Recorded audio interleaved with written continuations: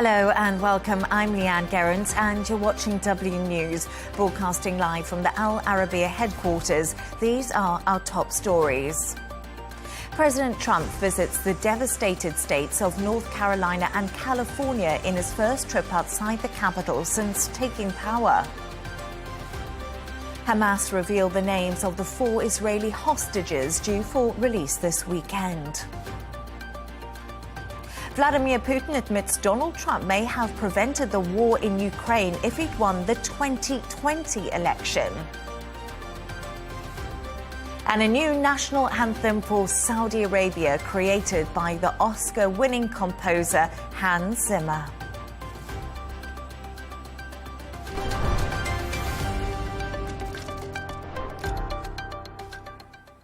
Now to our top story. President Trump has left Washington for the first time since his inauguration as he travels to North Carolina and to California. The U.S. president is visiting residents affected by Hurricane Helene in North Carolina and those impacted by the wildfires in Los Angeles. Speaking on the White House lawn before he took off, Trump said the people of North Carolina had been treated very badly.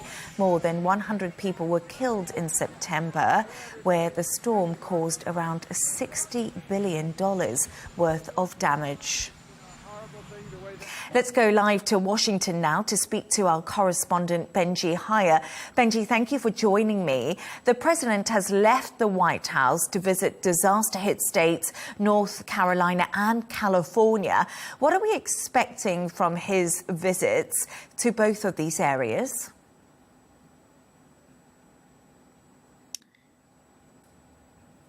Yeah, Donald Trump already on the ground now in North Carolina, and then he'll be later in California, those 2 American states that were recently ravaged by different natural disasters. He's currently, or he's about to, tour damage from Hurricane Helene, that hurricane that hit the southeast United States back in September, before flying on to Los Angeles later today, where, in fact, wildfires are continuing to burn, having in past weeks destroyed vast swathes of the city. As you mentioned, this will be Donald Trump's first trip of his second term, and he'll be heading west from North Carolina to California, following threats that he has issued to actually withhold federal aid from Los Angeles unless the city changes its water policies. He's falsely claimed, for instance, that conservation efforts are what's responsible for fire hydrants in the city running dry. He said in a recent interview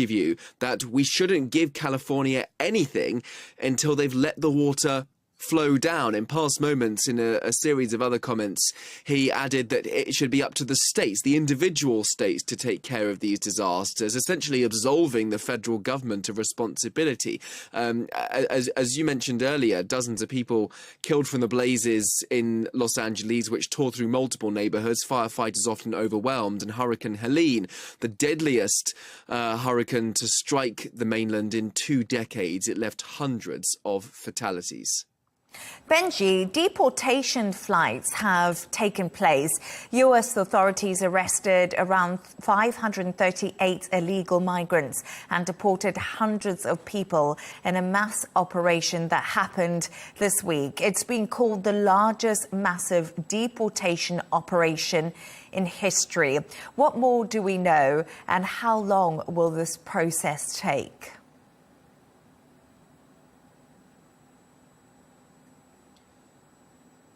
Yeah, the Trump administration has started flying out immigrants who entered the United States illegally, a concerted effort by the administration to highlight one of Donald Trump's campaign pledges, that he would clamp down on this illegal immigration. We've seen images shared by the White House press secretary, Caroline Leavitt, on social media, showing individuals literally in handcuffs boarding military planes. In the tweet or on the post on X, she says that deportation flights have begun. President Trump, she says, is sending a strong and clear message to the entire world that if they do try to enter the United States of America illegally, then they will face severe consequences. Part of Donald Trump's plan, but also, as I say, a concerted effort to publicize this widely and to speak, as they have done, about the raids that they want to see take place in various American cities: Boston, Denver, Philadelphia, Atlanta, Seattle, Miami, Washington, D.C. I will just add that arresting hundreds of people in this fashion is not actually unprecedented. You know, that figure is in line with the sort of statistics that come out from Donald Trump's predecessors. It is just the manner in which they are publicizing this in this fashion on social media. Not just this, but other of Donald Trump's vast array of measures that he's trying to implement vis-a-vis immigration, they are likely to face legal, economic, logistical, maybe even moral challenges. But the message from the White House to officials or politicians or lawyers that try to stand in Donald Trump's way is that the Justice Department will investigate them if there are any attempts to block these new immigration laws. So Mr. Trump trying to force through his policies on this issue in the face of opposition. Benji, Hyer in Washington, thank you.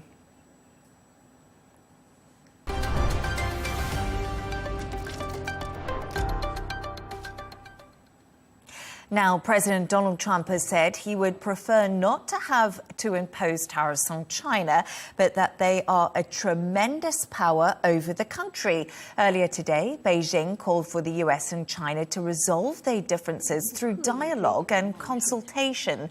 Laura Westbrook has more. Donald Trump told Fox News that tariffs were a big power over China, but he'd rather not have to use it. Beijing's foreign ministry spokeswoman responded on Friday saying that Beijing is ready to talk to the US and that there are no winners when it comes to a trade war. She also referred to China's massive global trade surplus, which is estimated to be at about $1 trillion, saying this was not deliberately pursued.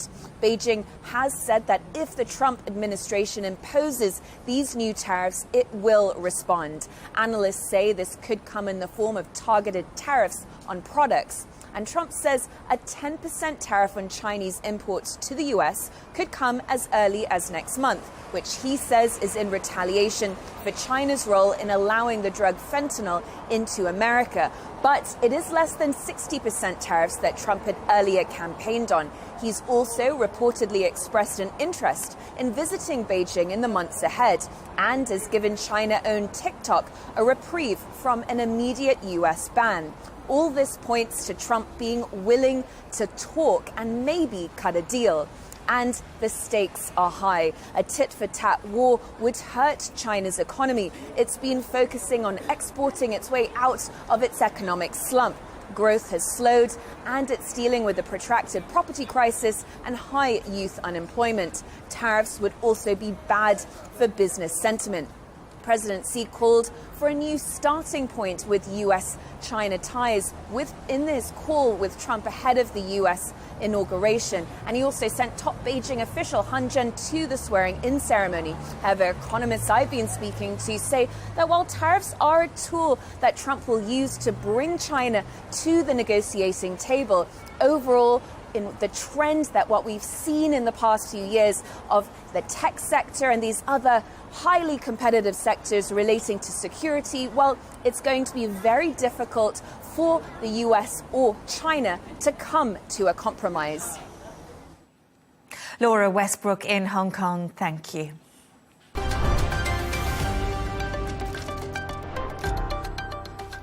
Let's take a look at some of the other stories making headlines today. Yemen's Houthi group have returned to the foreign terrorist list by President Trump.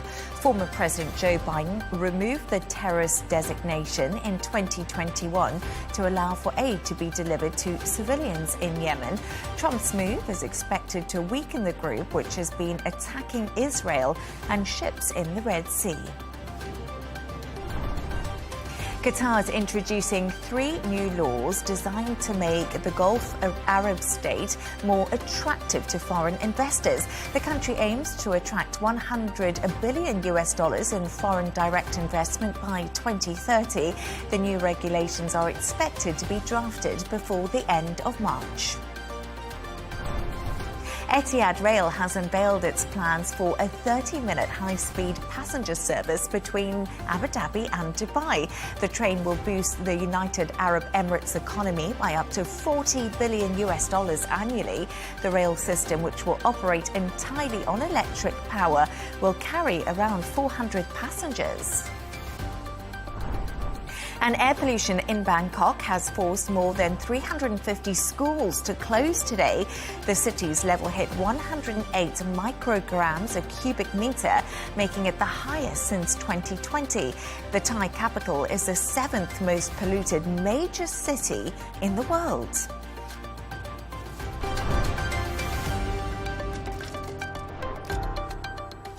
To Israel now, and Hamas have named the next Israeli hostages to be released from Gaza. The 4 female soldiers, Leigh Ann, Nama Levy, Karina Arivi and Daniela Gilboa, will be freed this weekend under the terms of the ceasefire. 180 Palestinian prisoners will be exchanged in return. This is the second swap of the agreement that came into effect last Sunday, when 90 Palestinian prisoners and the first 3 Israeli hostages were released. Let's go live to Tel Aviv for the latest with our correspondent, Sarah Coates. Sarah, good evening to you. What do we know about these 4 women?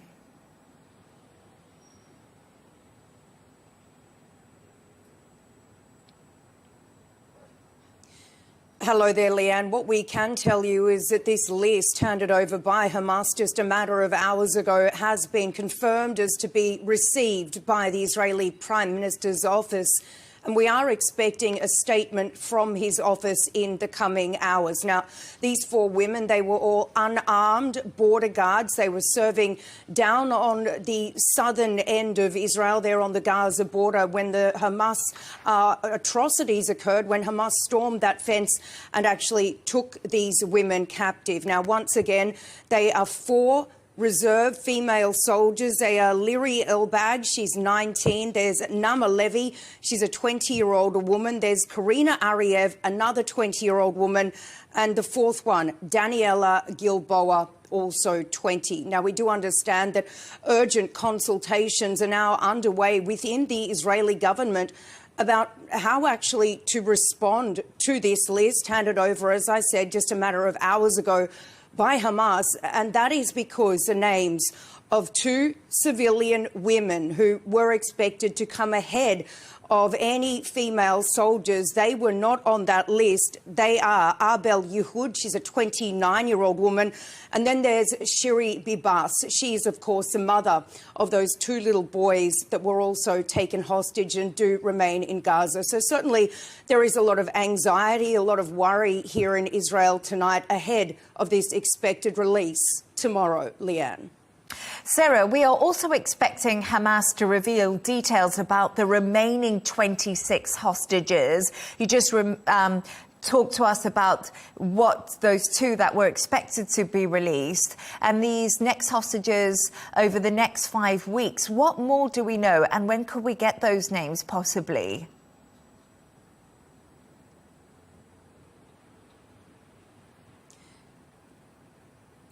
You are certainly right. It's unclear as to when these names will be handed over. They may have already, but we are just not privy, potentially, to that information. It's unclear if Hamas will actually give over the names or whether he'll just give over the numbers of these Israeli hostages that are dead and are alive. Now, Hamas did actually release a statement a little earlier today. I'll bring you some of that.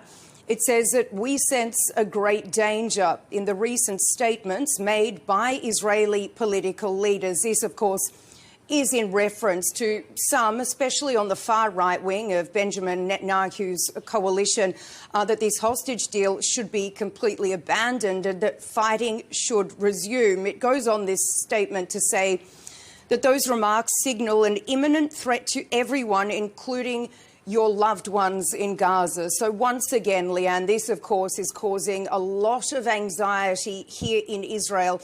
Over the course of the last couple of hours, there's been a pretty large protest Just not far from where I'm standing here on the Ayalon Highway, there have been family members of hostages still being held in the Gaza Strip. They've set up a big Shabbat table, given that the day of Shabbat has just come into play. They've lit it on fire and blocked off cars. So there is a lot of concern that this ceasefire and hostage deal could potentially be abandoned and their loved ones could remain in Gaza. Sarah, in terms of the Palestinian prisoners, Israel has said that no one who was involved in the October the 7th attacks will be freed. Are some of the prisoners due for exchange part of a more serious category? What do we know?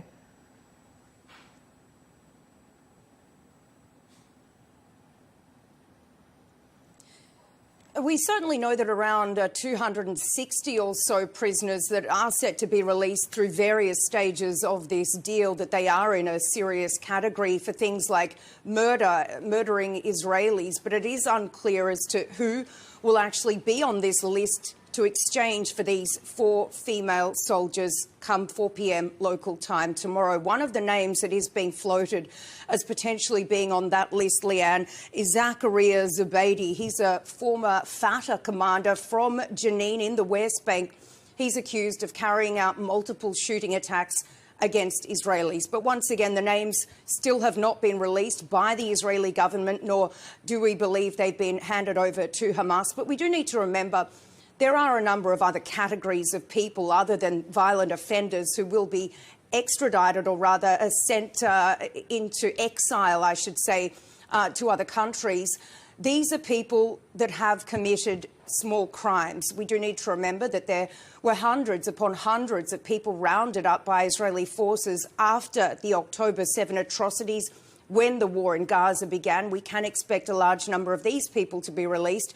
And then there are people that are also in jail under administrative detention, which means that they are being held without charge and without trial. So quite a large number of these people are also expected to be released. Leigh Ann. Sarah Coates in Tel Aviv, thank you so much for joining me.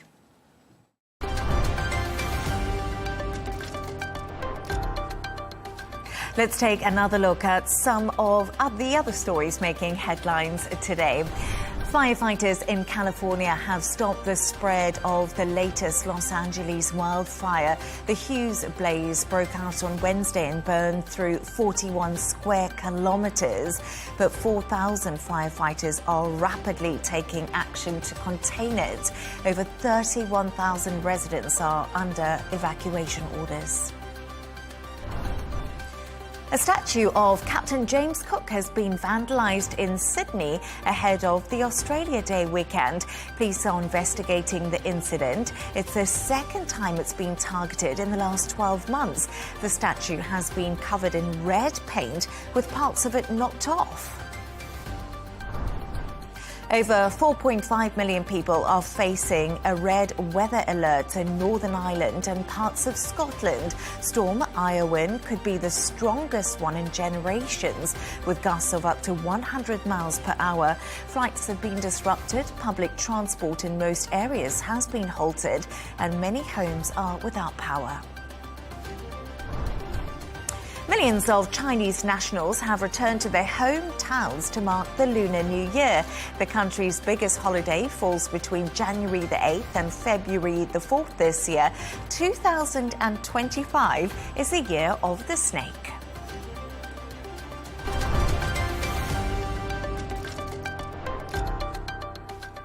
Vladimir Putin says the war between Russia and Ukraine could have been prevented if Donald Trump had won the election in 2020.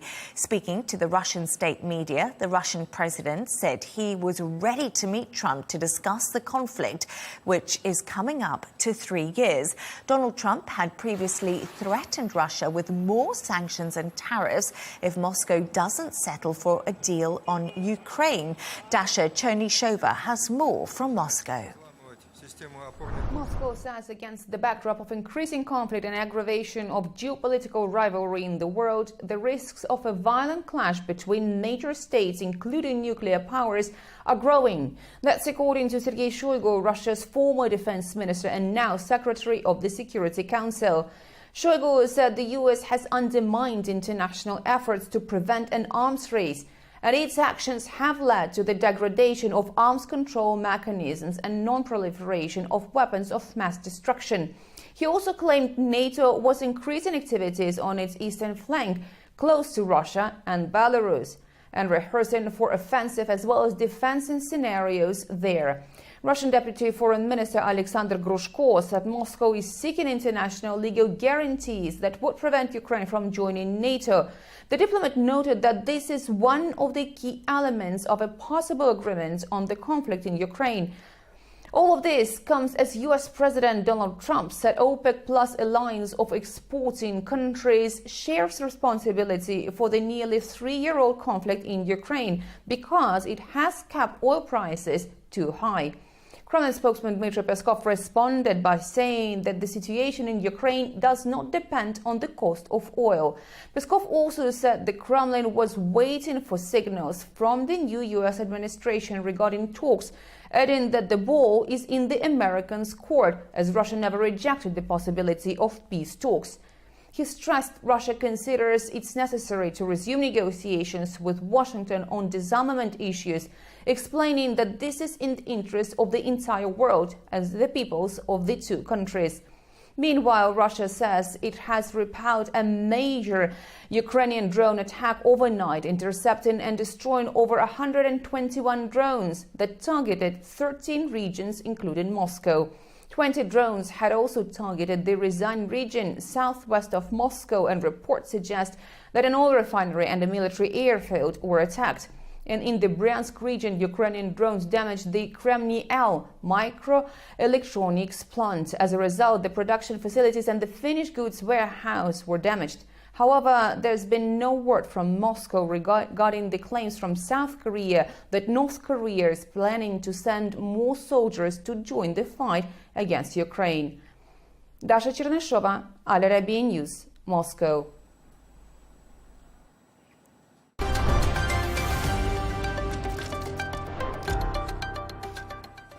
Let's take a look at the top business news. The Bank of Japan has raised interest rates to the highest level in 17 years. The increase of around 0.5% comes after the latest economic data showed consumer prices rose last month at the fastest pace in 16 months. The BOJ also signalled that rates will continue to rise from ultra-low levels. The British engineering company Rolls-Royce has struck a £9 billion deal with the Ministry of Defence to make nuclear submarine reactors for the Royal Navy. The government says the deal will create more than 1,000 jobs and safeguard 4,000 other roles. Turning to sports now, and Novak Djokovic was booed off court by some Australian Open fans after retiring injured from his semi-final against Alexander Zverev. Djokovic quit after losing the first set. He had his upper left leg heavily taped after injuring it in Tuesday's quarter-final win over Carlos Alcaraz. And the captain of Manchester United, Bruno Fernandes, scored a last-minute winner to score a 2-1 victory over Rangers in the Europa League. United are fourth in the competition with 15 points as they head into the last round of matches.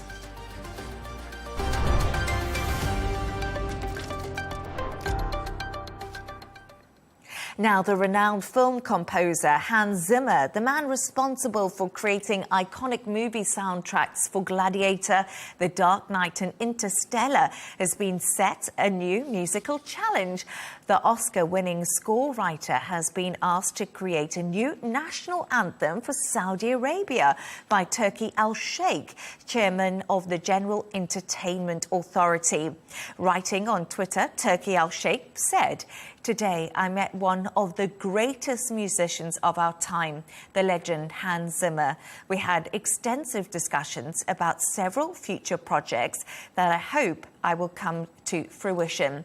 Among them is the rearrangement of the Saudi national anthem using different instruments, composing a musical piece titled Arabia, inspired by my beloved country, and organising a grand musical concert with a new concept as part of a Riyadh season in the coming years.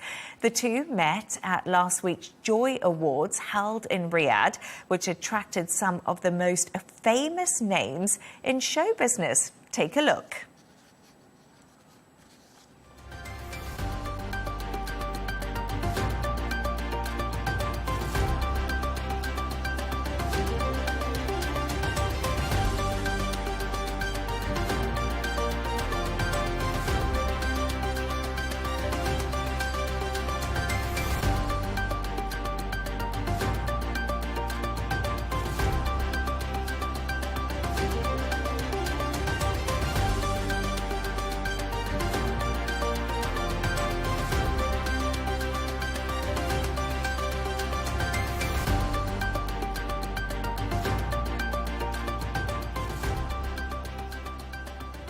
Now let's chat to showbiz reporter at the Daily Mail, Stephanie Tecci. Stephanie, we just saw some of the celebrities there. I didn't see Christina Aguilera's picture, but she was there too. Remind us who attended this year's Joy Awards.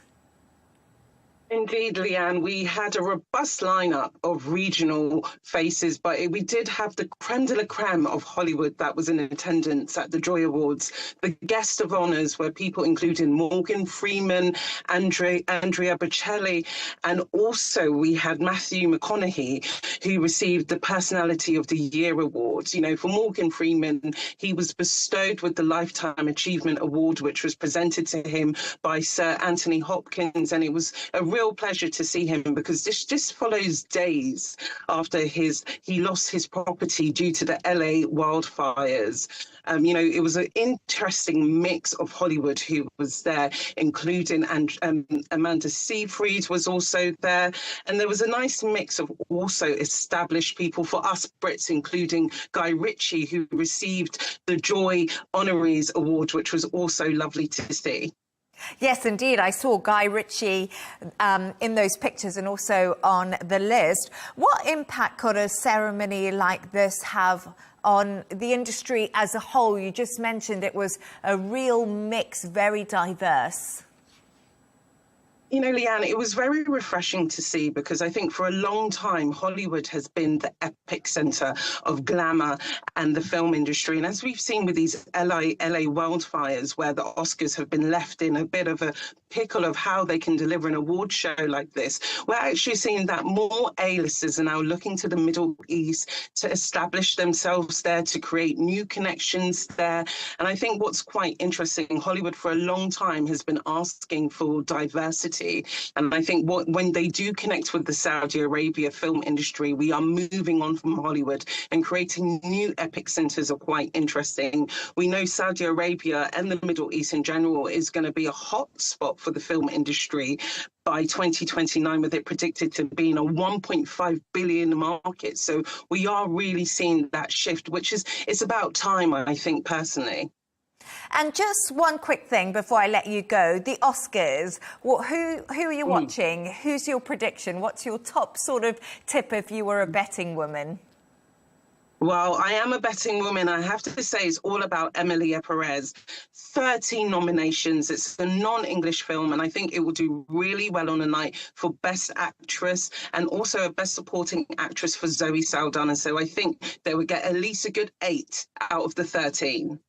Stephanie Tecci, showbiz reporter at the Daily Mail in London. Thank you so much. Thank you.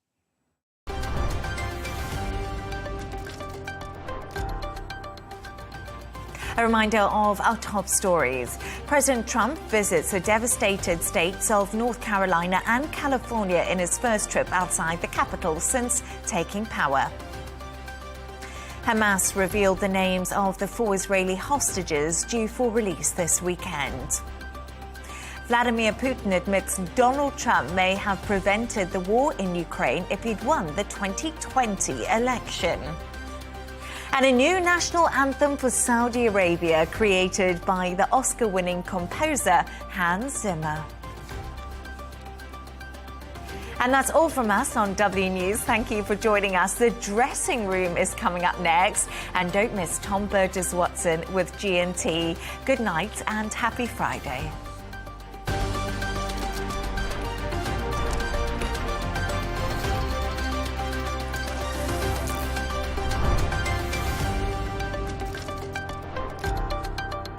At Arabiya News, we go beyond the headlines. From the latest breaking news to in-depth coverage of global events. We're not bought or sold. Nobody owns us. The loss of life, the destruction of property. The conflicts are such a terrible thing.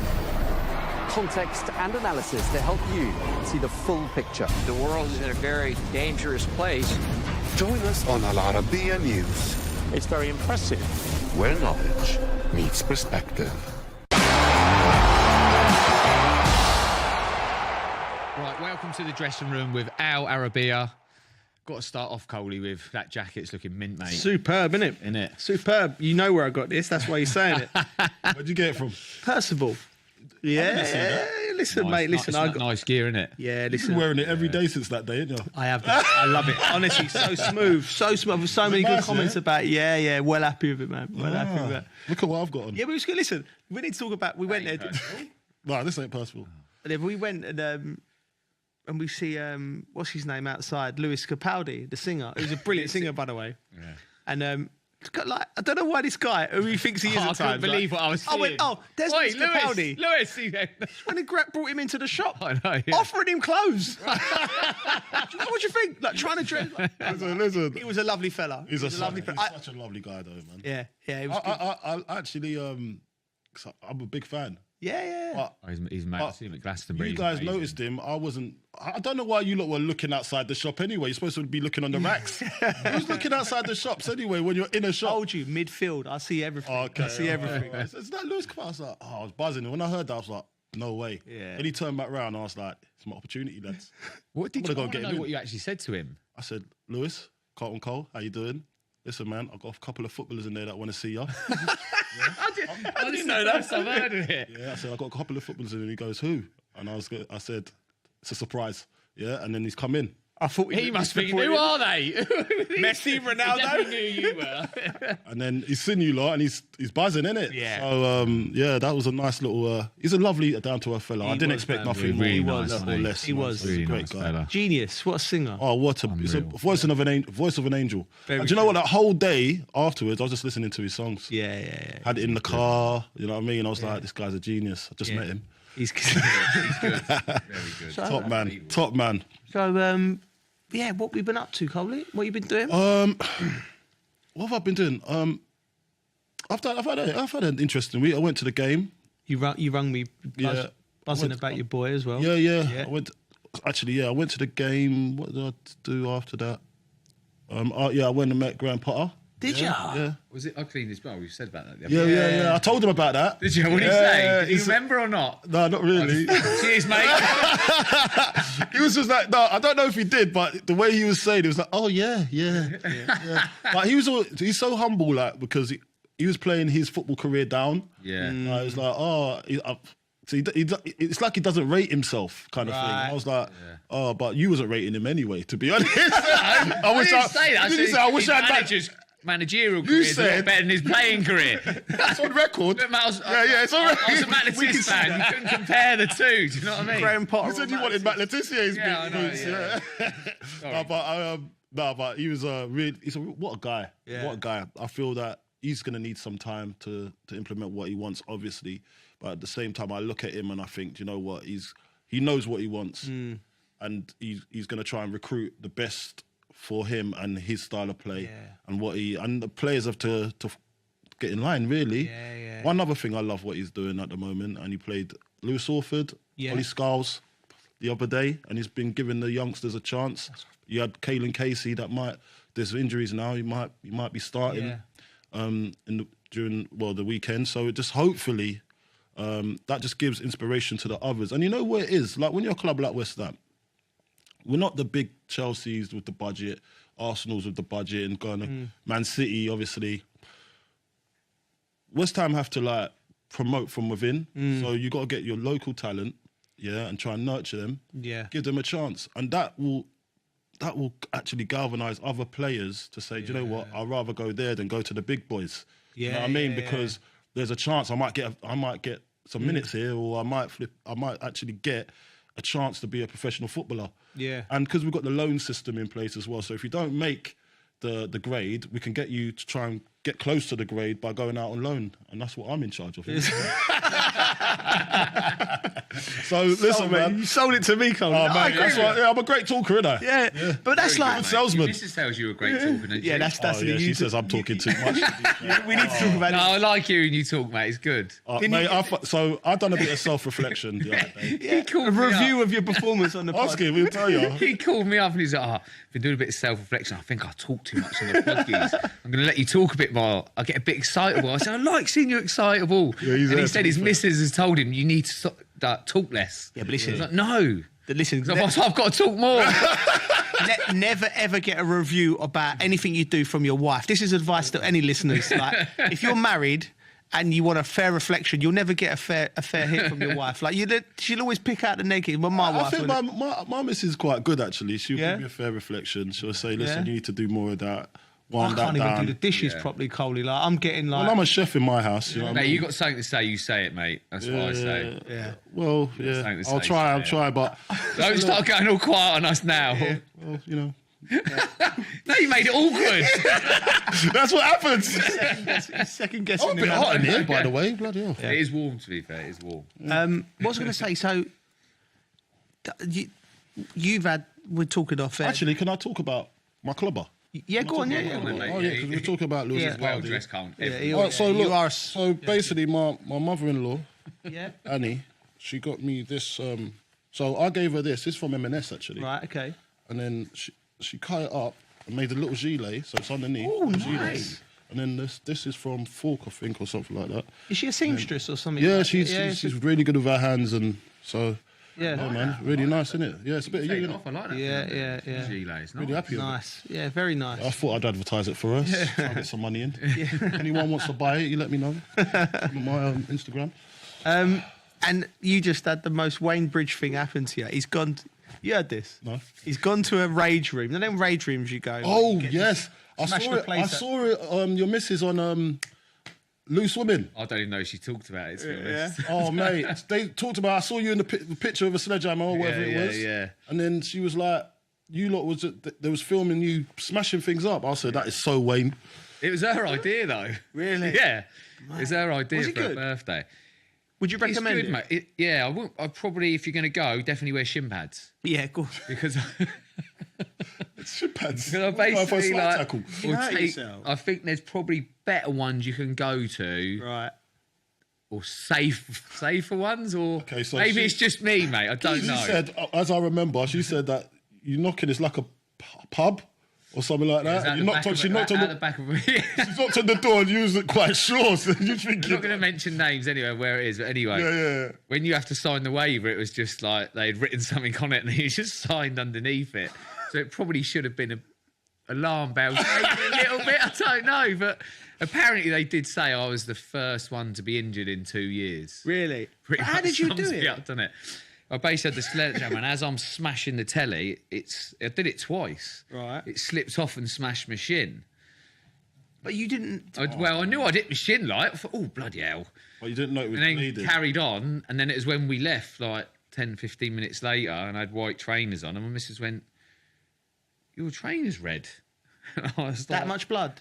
Oh, yeah, and then I had, like, combats on, so tight at the bottom, and as I've pulled up, it was like a pool of blood just... at the bottom, my socks were like drenched. You could wring out the blood. Bridgie will get. The thing is, I don't get it. I frequently missed that. I was like, oh, I feel a little bit lightheaded. She said that. No, I did that. She started to panic. She was like, oh, no, that's right. But her friend as well, Leah, who was there, they're not very good with blood, but they thought because I was so calm about it, they were just like.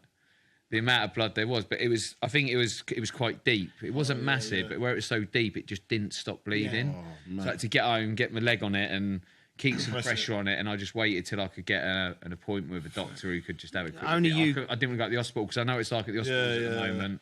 Yeah. And I have super glued my own head together. You've done that before? With super glue? With super glue. What? This guy. Come on, tell me about this. Please tell me about this. I was running down, I think Parker was having one of his asthma attacks. I was running to get something, but it was pitch black and I didn't think the door was open. Right. So the door, it was a bit in. Yeah. And I've just smashed it on my forehead. I slit it clean. I think because it was so clean, it was. But I went up to the hospital and I was sat there and it was going to be ages. Went, I'm going. So what possessed you? So I'm getting super glue out. Maybe go and call a doctor, one of them ones that come around your house and do it. Or I probably you just gone straight to super glue. Straight to super glue. I think that's what they did DIY in cabinets, Coley. I think it's what they did back in the war. We ain't in the war. I thought we got if it was safe back then and people are still alive, then there's private healthcare. I just it was late. Okay, it was late. So how did you do it? You just went like that? Yeah, just put someone held it together, and sorry, that's. Oh my God! Yeah, but with my leg anyway. I just had to put pressure on it and then got to see a doctor. And water off a duck's back. I think I could have had stitches, but it was easier to just get butterflies, and that's probably why there's such a big scab now. Because I probably should have had water off a duck's back. This guy is just militant. Yes, his life's just a white knuckle. What did I do? Stupid, maybe. What'd you get up to, Geese? What did you get up to, Geese? I watched football at Biscuits. I was at Ipswich on Tuesday night. Ipswich. You were working. Yeah, I was working. Ipswich and Brighton Tuesday night with Sidney. Great to see Sidney. Yeah. Dreadful game. Absolutely dreadful game. Forget about that. And I did Thursday night. No, sorry. Tuesday night was Chelsea. Thursday night was Ipswich. Saturday I went to Newcastle. Mate, Newcastle, Bournemouth. Yeah. Oh, Bournemouth was sensational. Honestly, because Newcastle, I think that was one. They've been 11 games unbeaten. I spoke to Kieran Trippier and Dan Burn as we was walking out. Lovely fellas, both of them. And I was, I said to he said, and they was like really, really. When you speak to a player, you went. Bournemouth are the real deal. Yeah. He said that's the best side that's come to St James's. Really? Like, yeah, it's a big West Ham, we beat them like this. Yeah, but he said the way that they beat them, Coley, it was like when they beat them so well, and I was sitting behind the dugout with the fans, and the Newcastle fans they're always great, but they were just like accepting of it and admiring the way they was playing. Interesting. And they only had, I think, 12. Bournemouth have 12 first-team players fit. Rest of them on the bench were kids. It was an amazing performance. Yeah, there was only 6 out of the 7 that had Premier League experience on the bench. I didn't see it coming the way Newcastle been playing either, to be honest. No, nor did I. Didn't see it coming at all. No, all before. Crouchy went up the day before to interview Isak. Yeah, he said he was in that, And he said, like, the whole thing was, is he going to... Isak never even got close to the goal. I think he had his first shot after about 86 minutes where he's hit the wall from a free kick. They just marshalled him. The young kid, the defender, the kid who was playing in Holland is now... His name eludes me. He was brilliant. 19-year-old centre-half. Oh, is it not Howson? Howson. Yeah. Proper player, mate. I like him. Justin Kluivert. Yeah, Patrick. Patrick, yeah. It makes me laugh looking at him because he looks like his dad, but just short like a squash. Yeah, he does. My dad was like... Dad's my height, and then he's like a little shorter version. Yeah, he's dad. So he just looks like a squashed version. He's like compact. Yeah, he's compact, mate. He's a player. Powerful he's a player. Should we get into it then? Yeah. Right? I thought we were. Yeah, almost. We can start off from there. We can start off with that Newcastle game. Yeah, all right. Yeah. Well, we pretty much covered it, to be honest with you. I just thought, like, why? How is that manager getting so much out of that Bournemouth team?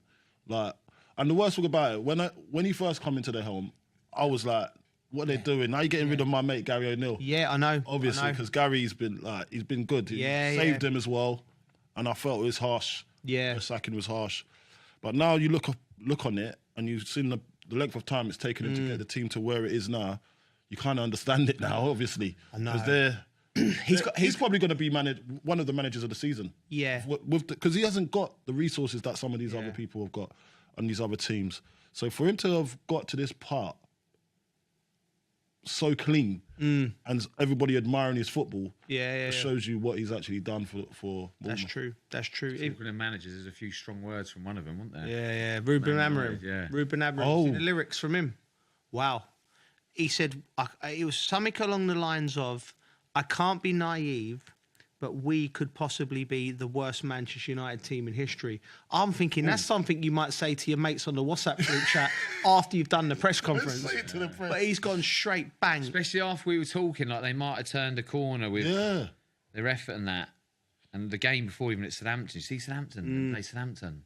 Yeah. Who's the winger for Southampton? He come from nowhere, didn't he? He was on fire, wasn't he? Poor Euro, the fullback who they signed for 60 million. He was all over him, wasn't he? That's horrible. Is that a hard? But if you're a fullback and you've got someone and they're just at someone it who's against that quick, I've been there. It's horrible, mate. When someone's that quick and just getting at you, it's. Mate, it's just. I mean, I don't know. I've been called out by. I got called out quite a lot by managers, actually. You know what I mean? Like, and when you do an individual and it's specific, it's a high risk maneuver because you know, if you know the individual, you make a judgment call. Think he needs a kick up the backside. You know, I've had it from mainly Jose, which was at that stage of my career, and he always got a response from me. But when you're blanket doing it to your team, I don't know when that does work. But what I would say is Manchester United, Ten Hag called his team out. Amarin's called his team out already. I think Solskjaer called his team out. Yeah. You know, the players at some point got to look at themselves. They got to look at themselves. You know, it's not good enough at Manchester United. I see it as it's the culture that needs to change over there. Something it's deeper than just the players. Even it's the culture they've always had. And as I said before, I was looking at it and I said, all right, remember the days of Roy Keane, Gary Neville, even as far as back as Paul Ince, Sir Alex Ferguson days, basically. Yeah. Those are the glory days. Yeah. And fair enough, it's gone now. Football changes, as you said on the last pod. But the history doesn't change. Yeah. You still have to have pride for what you're for that badge you're wearing. And you've definitely got to give 100% every time you go on that field. And if you do come up short because of your quality, then fair enough. Yeah. Don't think because you think you're a quality player that you don't have to run as hard as the other team. And if they're working harder than you, then you've got to take a look at yourself. And that is I think the culture of that, because you're actually resting and you're actually getting paid off other people's hard work. Yeah. Because you're getting paid that money now. And yes, you have been identified as a potentially good player for the club. But that doesn't mean you don't work harder than they did from back in the day. Because that's what they used to always... Man United have always been a hard-working man's club team. Yeah. Like, they've always had that, no matter what. And the players that they had that came through the youth, they understood the values. Yeah. And that's why you say the class of 94. 92. You think maybe... No, I always get it wrong. I always get something wrong. After a good conversation, I always get something wrong. He was on fire. I was until I said 94. I don't know why I said 94. Do you think he could have handled it differently? Do you know what I mean? Because he's new in. Or is it just an authority thing? One thing he's got to stop doing, though, to them on their own a bit more. Just... Well, you know what I mean? He obviously... I don't think he's obviously he's not an unintelligent man. He's obviously done that for a reason. I don't think he's gone and just been emotional and I think it's been premeditated. And do you know? I get what you mean. But as players, you know if you've been bad though, don't you? So you don't take it. I think you're reacting the right way if you've been bad. No, you just got to take it if you've been bad. But you think that, Bridgie, right? But that's just because that's your logic and that's how you lived your life and how you played as a player and the same. But I think there is certain players out there who don't... There must have been some... Is there certain players out there... Like, I don't want to throw anyone under the bus. I'm just trying to think of players who think are just so... Like, no self-awareness on performance or at least that's what they projected. There's loads of players. They're all like that. There's loads of projected. But do you remember... let's go back to... I think as a player... You know if you've had a bad game. You know when you've had a stinker. But then the front end to at least not acknowledge it. And still go out, be seen. Remember when we had a bad game or we've lost the game? If we was going to go out, we're ducking and diving. Don't get caught out. Don't get caught out. Don't get caught out. Don't get seen. Yeah. These days you wouldn't be able to go out. No. Yes, we wouldn't. These guys do. They still go out after a loss. This is what I'm trying to say. Yeah, the amount of time they go out and get seen, and that's why they're seen as not caring. Yeah. Do you know what I mean? That's the whole problem. It's a different culture. I said the culture needs to change over there. We need to go back to the old school. There are probably times we did go out, we can't get caught. Yeah, we were so scared. We were so scared. Yeah. I think if you've been that bad, you're probably like, oh, mate, definitely can't go. My missus was like, if we was going out for dinner of a night, she's like watching the game on eggshells, like open our connect passes and that. She knows dinner that night. She would have watched me play at some point and gone, he's cancelled that table. He's giving it away again. Do you know what I mean? We ain't going nowhere. Don't even, straight slippers on when we get on. But the culture's totally different right now. I'm not saying because we are has-beens. Yeah. We've done our job. Yeah, we've done what we had to do. We've had our time. But there's something that these kids can actually learn from our days and try and implement it. And look, sometimes you just got to be quiet. Don't post nothing on social media. You don't need to post. You just lost the game. You don't have to say you don't have to apologise even. You should know. Just play better next time, yeah? Yeah. Do you know what I mean? Have some pride in what you're doing and what you're putting out there. Don't go on like you don't care. Because I know you are. Most of these kids, they understand it that I've got to live my life anyway. And yes, you do. Yeah. I can't live my life through football, but football is your main breadwinner. You're the breadwinner of the family. You have to respect it. Respect football and they'll respect you back. Yeah. Fans will respect you just for being a certain way. That's philosophy right there, Gibbs. Yeah, that's it, mate. I like that. do you know what? Another thing, when things are going bad for you at a club, right, and you're losing games and all that, but then, I know. Yeah, right, we've all been there, know. right? Do you know what I mean? And half my life down there. Everything that seems to be I saw an article in the week. There was a mouse on the pitch at Old Trafford, and it got headlines. It was jumping. It was so happy. And it's like leaks in the roof. Someone's filming a leak in the roof. The toilets don't work. You're like, it's just the whole thing falling apart, you know. And that's like, and look. And let's go back even. So now we're still talking about Man United. I've got to give credit.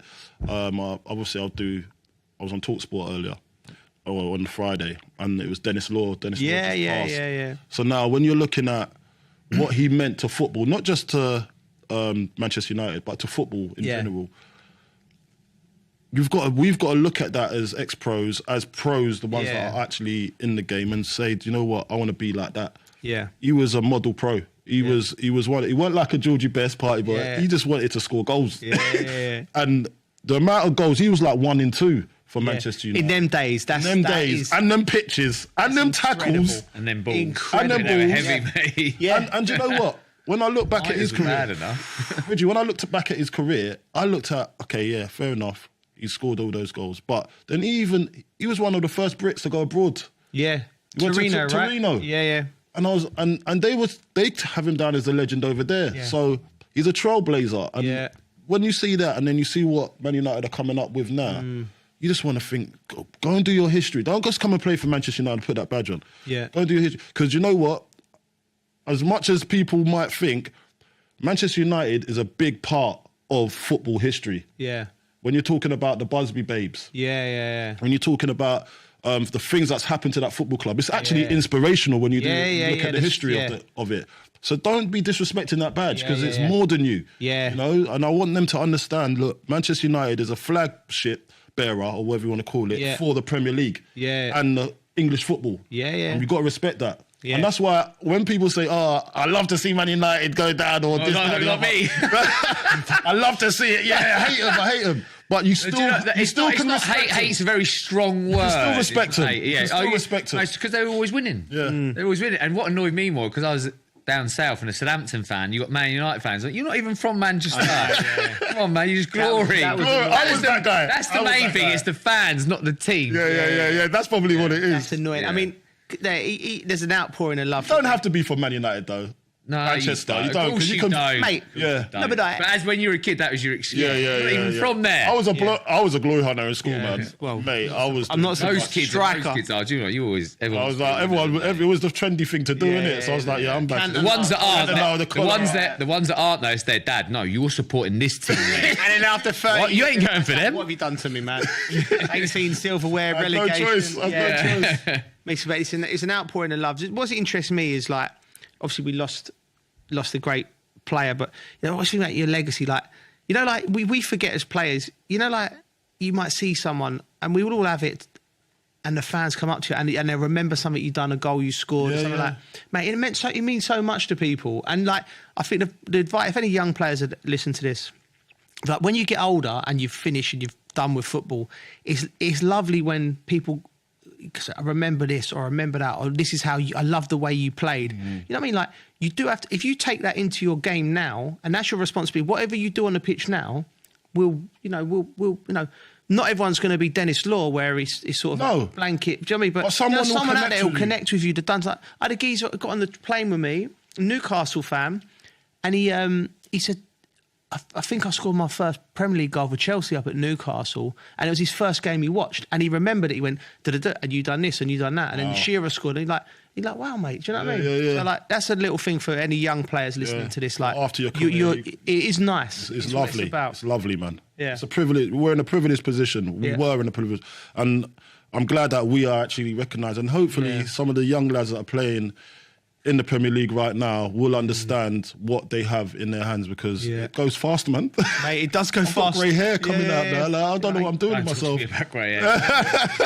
So you know what I mean? So look, it goes fast. Talking about things that go fast. Go on. Darwin Núñez. Oh, did you see that there again? Oh my God, that was unbelievable. That was just smooth. I don't even think this. I don't even think the studios can do that. Fan, isn't he? He was buzzing. Jamie Lawrence. Yeah. He's happy with it. No, he's buzzing, mate. Because that was a proper game Brentford put him into. Yeah. Bro, you come to West London, bro. It's not going to be easy for you. Mate, listen. We'll have you on the ropes, on the ones and twos. The ones and twos. Yeah, so talk to me through that game, though, because it was a late call, wasn't it? Núñez, the person probably no one's expecting, because he's not been trying for a good time at the moment. You know that. And I think, listen, I like him. Yeah. Busy. But for Liverpool, I don't think that's enough. But I know there's sections of the crowd, probably not a lot, but they'll say, we need someone better than him. The crowd love him, Coley. Yeah, because he works hard. He's one of them players that, especially Liverpool punters, they know what they like. Yeah. They've seen great players over the years, and they've seen not so great players. Some might even say me when I was there, right? Well, great player, Geese. But not for Liverpool, I weren't. Well, but you know what with Darwin Núñez, I think there was an outpouring of like people love the fact he scored. I was chatting to a Scouser. He's got a great nickname, and I think it sums him up as a player. Mickey. Captain Chaos, Darwin Núñez. He causes chaos, doesn't he? Just crashing into things. Do you know? But it was an endearing word from the fans, and they loved that. Captain Chaos. I like that. That's got a ring to it. That's this man on a night out. I think I've even like. Oh yeah, mate. That's gonna be your new name, actually. No, I think so. Jamie's got a name, or was he Captain Payne? Captain Payne. Captain Payne. No, it might be Captain Chaos. I can't remember now. I've got to figure out what his name is. Jamie wants his nickname because he trains a lot of kids, doesn't he? Yeah. So it's probably Payne with him. It's probably it might be. I can't remember what he's going to find out what it is now. I can't remember what it is. Lawrence, man. He trains a lot of kids, and he's got a name like that. He does a lot of good things for the next generation. It's the men. He tries to drill in the mentality. Yeah, how much you want it. Just working on how much you want, but you got to graft for it. Yeah. His story, his story's a main story. I think. When I was talking to him a while ago, they were trying to do a film or a documentary on it, and I think he was changing over who was doing it. But it's a great story. It'd be great if he can get it out. I love the redemption stories. I think that's like listen. A great quote I saw the other day. If you're in your 40s and you're thinking the same things you thought in your 20s, you've wasted 20 years of your life. Yeah. And I thought, do you know what? Because that's a brilliant thing, and I love people like Jamie who look to help the next generation. They come from I've had a training trial and session tribulation. And it made me question if I wanted to carry on playing football. Really? It was so hard. Really? Like Captain Payne. Listen, I love that we're talking about these heroes away from actual the mainstream. Yeah. And what football, and we're talking about who does the type of work away from. Yeah. You know, so when I look at Núñez, yeah. Hold on a minute. What am I seeing here? He's Captain Payne. Jamie, it's Captain Payne. Captain Payne. Captain Chaos, Oh, mate, sorry you came up in the pod. I'll speak to you in a bit. Yeah, mate. Right. See, look, any rule. I had to find out. It was raining. I couldn't let it go. We're in the middle of filming. Under the illusion that we were professional. No, that's gone now. All right, okay. This guy's just a... Captain Payne is Captain Payne. It was right. I thought he was too good at Uber Eats delivery or something. I didn't want to interrupt your speaking. No, but what he did do was make me realise when I went to train with Jamie if I wanted to be a footballer anymore, because it was I was out of club. Right. I was thinking, mate, I don't want to do this no more, man. Like, and he was there, because he's an ex-pro, and I'm like, you can do it. I can't do this, JB. Like, and he's like, you only played Premier League last year. I was like, well, obviously I don't want to do it no more. It made me doubt myself. It took you to that place. But do you know what? When we talk about it's like mental gymnastics with him. Yeah. And the thing is about it as well, when you look at people like, we'll allude to Nunes, right? Yeah. He doesn't. You know, when you're a striker, you're not scoring every week in, week out. You have to have the mental strength and capacity to be able to go to Brentford and put on a late performance and score 2 goals to save your team from not losing points. And by the way, that is mental strength. Yes, if I've ever seen. I think that's what I try and tell the kids as well. Like, you make a mistake or you have a shot, it's like, don't worry, just get on the next one. That's the mental side of you. Just keep going. Yeah, that's true. You was. You know, I think you was exceptional at that. You know, being mentally strong in football. No, mate, we all are. Yeah, but no, but you did. Some stuck out more than others though. Like, because I remember if the manager like battered me, I'd have a little sulk up for a bit, and that would affect my football. Yeah. I felt underappreciated, I would struggle with that. There's some people that don't need to feel appreciated and just turn out performances, and I'm not like that. I need a little arm around me, and if you get that, you're gonna get the best out of me. Yeah, I struggled with that with Mourinho when he just took me off at half time and never spoke to me. Like, mentally, I struggled with that. I could have done with someone like a bit like I told when we talked about Rashford, someone coming to you, and that's just not. Yeah, whether it's not mature enough or just thinking the wrong way, like.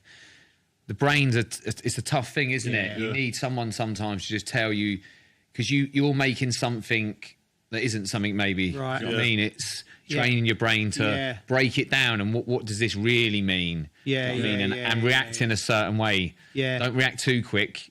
Rest. I've got a good story. You got that Mourinho treatment. Yeah, I've got Sean. Yeah, me and Sean. This is you might have you might have even been in playing. I don't know. You was at the game. You might have played. Interesting. Talk about the characters. He's great, by the way. He's a good manager. I think he's a great. By the way. Of course he is. But talk about that interesting thing. How me and Shawnee, same position, similar players. You know. Same age, you know, but everything about and how we two footballers react differently to that. So we play in Fulham away.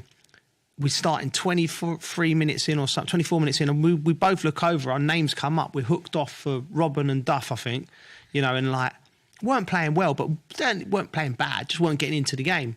And then the whole team. The whole team was my the whole team. And then so this is how. So we both heads up, right? I've walked past him. I had to walk past him. I've blanked him. Like, I don't want to speak to him. See my face. I'm like trying to keep the emotion in, and I don't even think I realised he took righty off as well. I've gone. Right. I'm going straight down to the tunnel. Right. I've got into the tunnel at Fulham, and Mick Roberts was there, the kit man, and he's there, and it's a tiny tunnel, a tiny dressing room, and I've gone in. And I still don't, for this time, I don't think I knew Righty was off. I don't know what was going on. And I'm just smashed. Raging. I smashed the changing room up. You know what I mean? Like I did. The massage bed went into the wall. Mate, we're going to need that for later on. Yeah. I'm kicking it. I'm like that. Bang! I'm smashing the place up. I'm screaming like just Bridgie's rage room. Basically, with his hands and feet. And I'm thinking, no sledgehammer. I'm thinking it's because it took all my mental strength not to do something in the people. You know, I'm like, because you're not thinking right. And then I sat down and look over at Righty, and he's just chill. He's like, right, you're here too. I was like, what are you doing here? And he's gone. He's like, oh man, like, and I'm going, and I'm swearing. When he comes in here, I'm going to do this. And Righty just chill, taking his socks off, shower on. Like it does not like as in no care in the world, nonchalant, right? And then and I'm like. Yeah, he is laid back in. He is though. Yeah. He's chilled. And he like, and then Mick, do you know? Bless him. Put Mick like, you know. And this isn't something. He's there. I'm smashing the changing room. And Mick's just picking things up. Picking things up. I got that. Don't worry. He's fixing the massage table. Mick is top man, isn't he? And I'm just there. So sorry if he's listening. No, he will be listening because I still have dialogue with him on Instagram. He always, if I post something, if I post any of the boys up, I always have something good to say. He's a good lad. Remind him of this time when this happened. I never do, but sorry, Mick, your message don't get across. But listen, when I look at those days, I remember that. Yeah. And I was like, "Ooh, that is harsh." You know, it's painful for you. You're feeling your pain. Everyone actually remembers it too. I think. I get asked about I've it. been there. It was at half time, not 20 minutes, but it's the same. Same, mate. The worst one was Belarus. Do you remember that one at Tottenham? Yeah. Got Robbie off. Am I saying this right? He came on, then came off. I think he might have done. Yeah, we'll have to One get run. it checked up. Might have to check that. But not only when he was on the pitch, it was chaos because Robbie Keane was peeling onto him, and Robbie Keane was great at one-on-ones, and he was dropping his shoulder. I remember it being that bad. I'm sure he came on and come off. Yeah, it could have been. Robbie Keane was on fire. Back then, it was only three subs you could make. Yeah. It's not like you got 5 now. 3 subs. This is how good Robbie Keane was, mate. The week before, Buller had marked Ronaldinho out of the game. I remember. So I remember he was on fire. I'm sure he marked Ronaldinho, did like a man-to-man job on him or something, and marked him out of the game. Yeah. And then Robbie Keane, destroyed him. Robbie Keane was good, mate. Robbie Keane he was a top player. Top player. Great lad as well. Great. I've got one of those stories, but I wasn't even playing. Imagine that. I was at Chelsea, obviously, Mourinho again. You got took off the subs bench? No, wait, it wasn't even like that. It was even worse. I didn't even travel. Yeah, do you remember this? So, I think you. I think I know what you're going to say. I think I know what you're going to say. Lost up at Liverpool, I think. Yeah. And then I was like coming in for training the next day. Yeah, and I'm thinking, all right, cool. I'm going to go in, have a good day's training, and just go home. Yeah. And this is, I think must have been on a Sunday. So Saturday, there was a Champions League game coming up. So everyone had to be in on the Sunday anyway. So we had training. I can't remember what happened, but everyone, we used to go into the analyst room first before we used to go out and train. Yeah. So we go in. I was sitting at the front next to, I think, Makalele. Yeah. I think you was behind me and the other lads. But I'm always out of the way. I don't want to be in the vision. Because I was thinking, these boys are going to get slaughtered. They've lost to Liverpool. I'm just going to be here. Because I didn't even travel. I didn't even go. And I was like, okay. He walks in. And he just goes straight onto me. I'm in the corner of the room, by the way. I've got nothing to do with what happened up there. He goes... Not guilty, Your Honour. He goes, hey, Carlton, what's wrong with you, man? I've gone, eh? I'm looking around. You know what I'm doing? I'm thinking, all right. He goes, see, you're never going to make it to the top. And I was like, in my head, I was like, I think I am at the top right now. Then he goes, this is how I used to think in my head. I'm just throwing it. Then he goes, you're never going to make it to the top. You're going to be working for Tesco's or some sort. Oh, my God.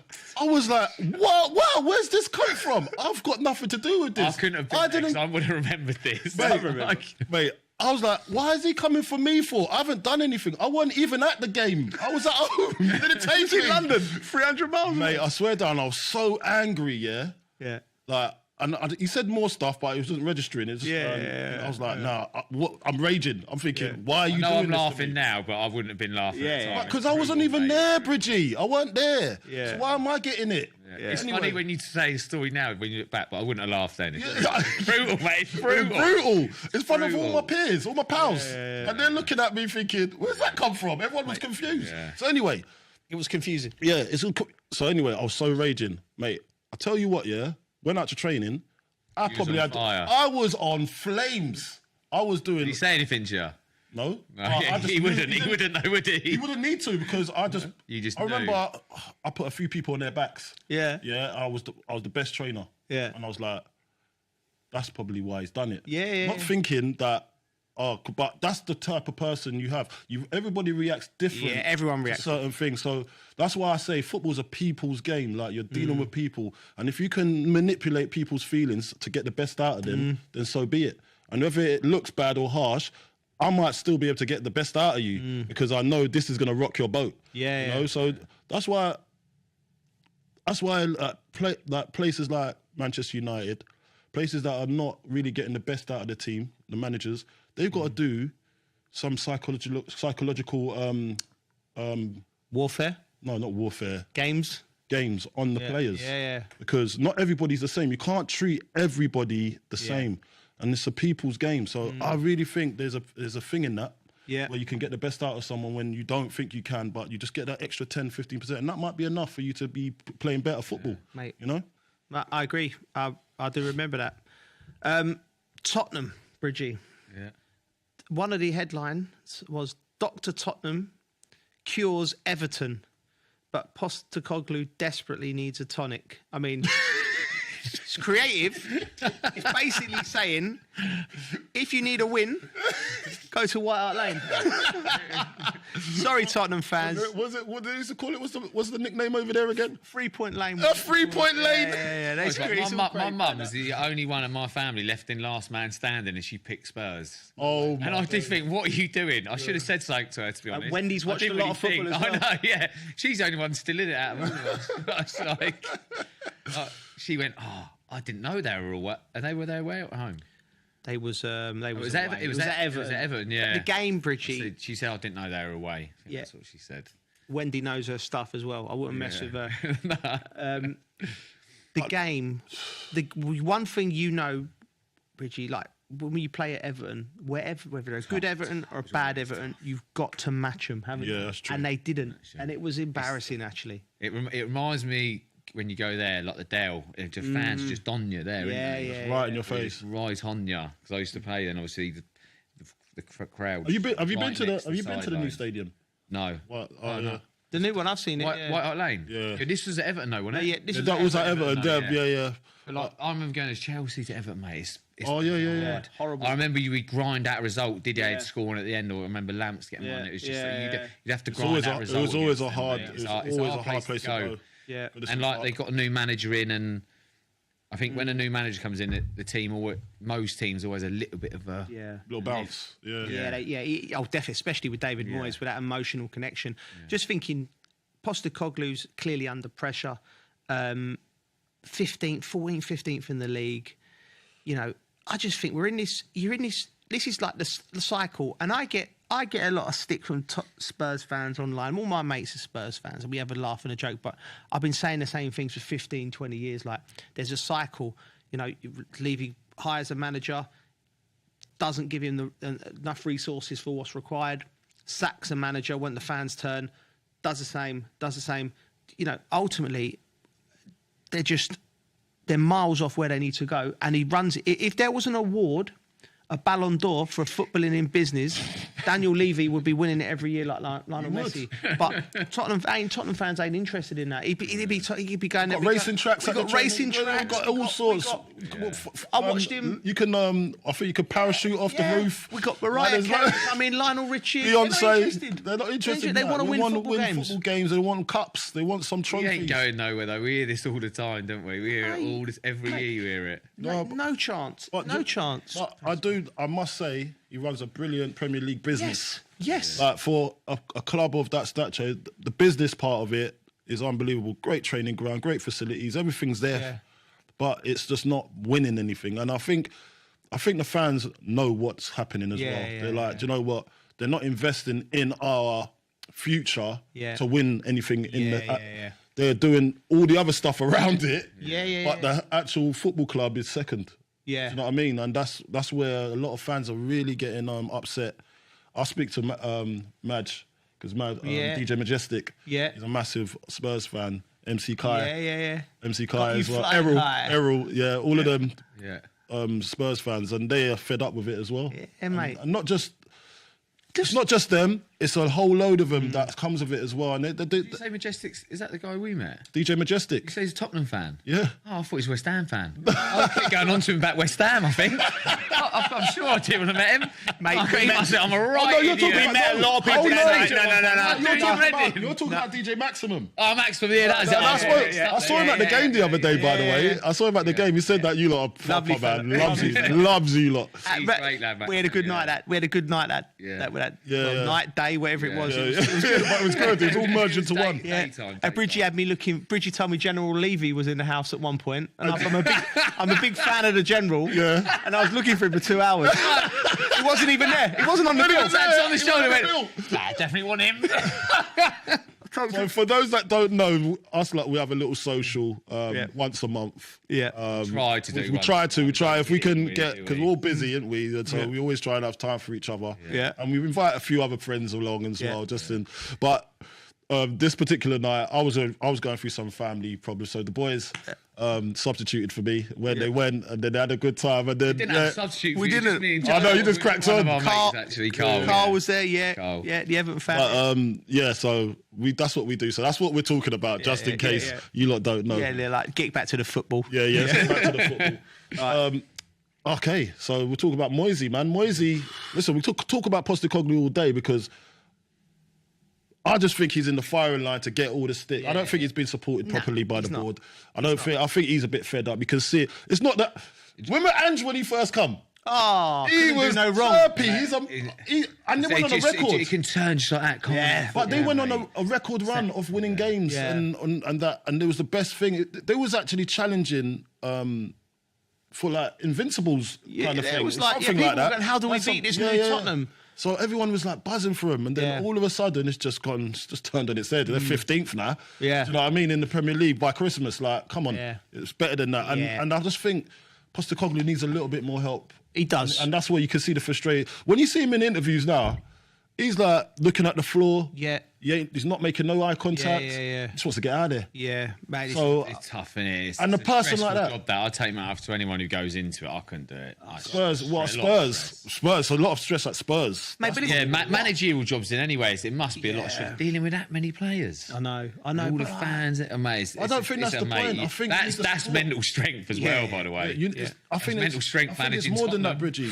They want to do it, so it's all right. They want to do it. The problem is, if they're getting the support to do what they want to do and implement their style of play the way they want it, and having the players, you got to have the players to do what you want. Yeah. And if you're not getting backed by upstairs, then it's hard. Yeah.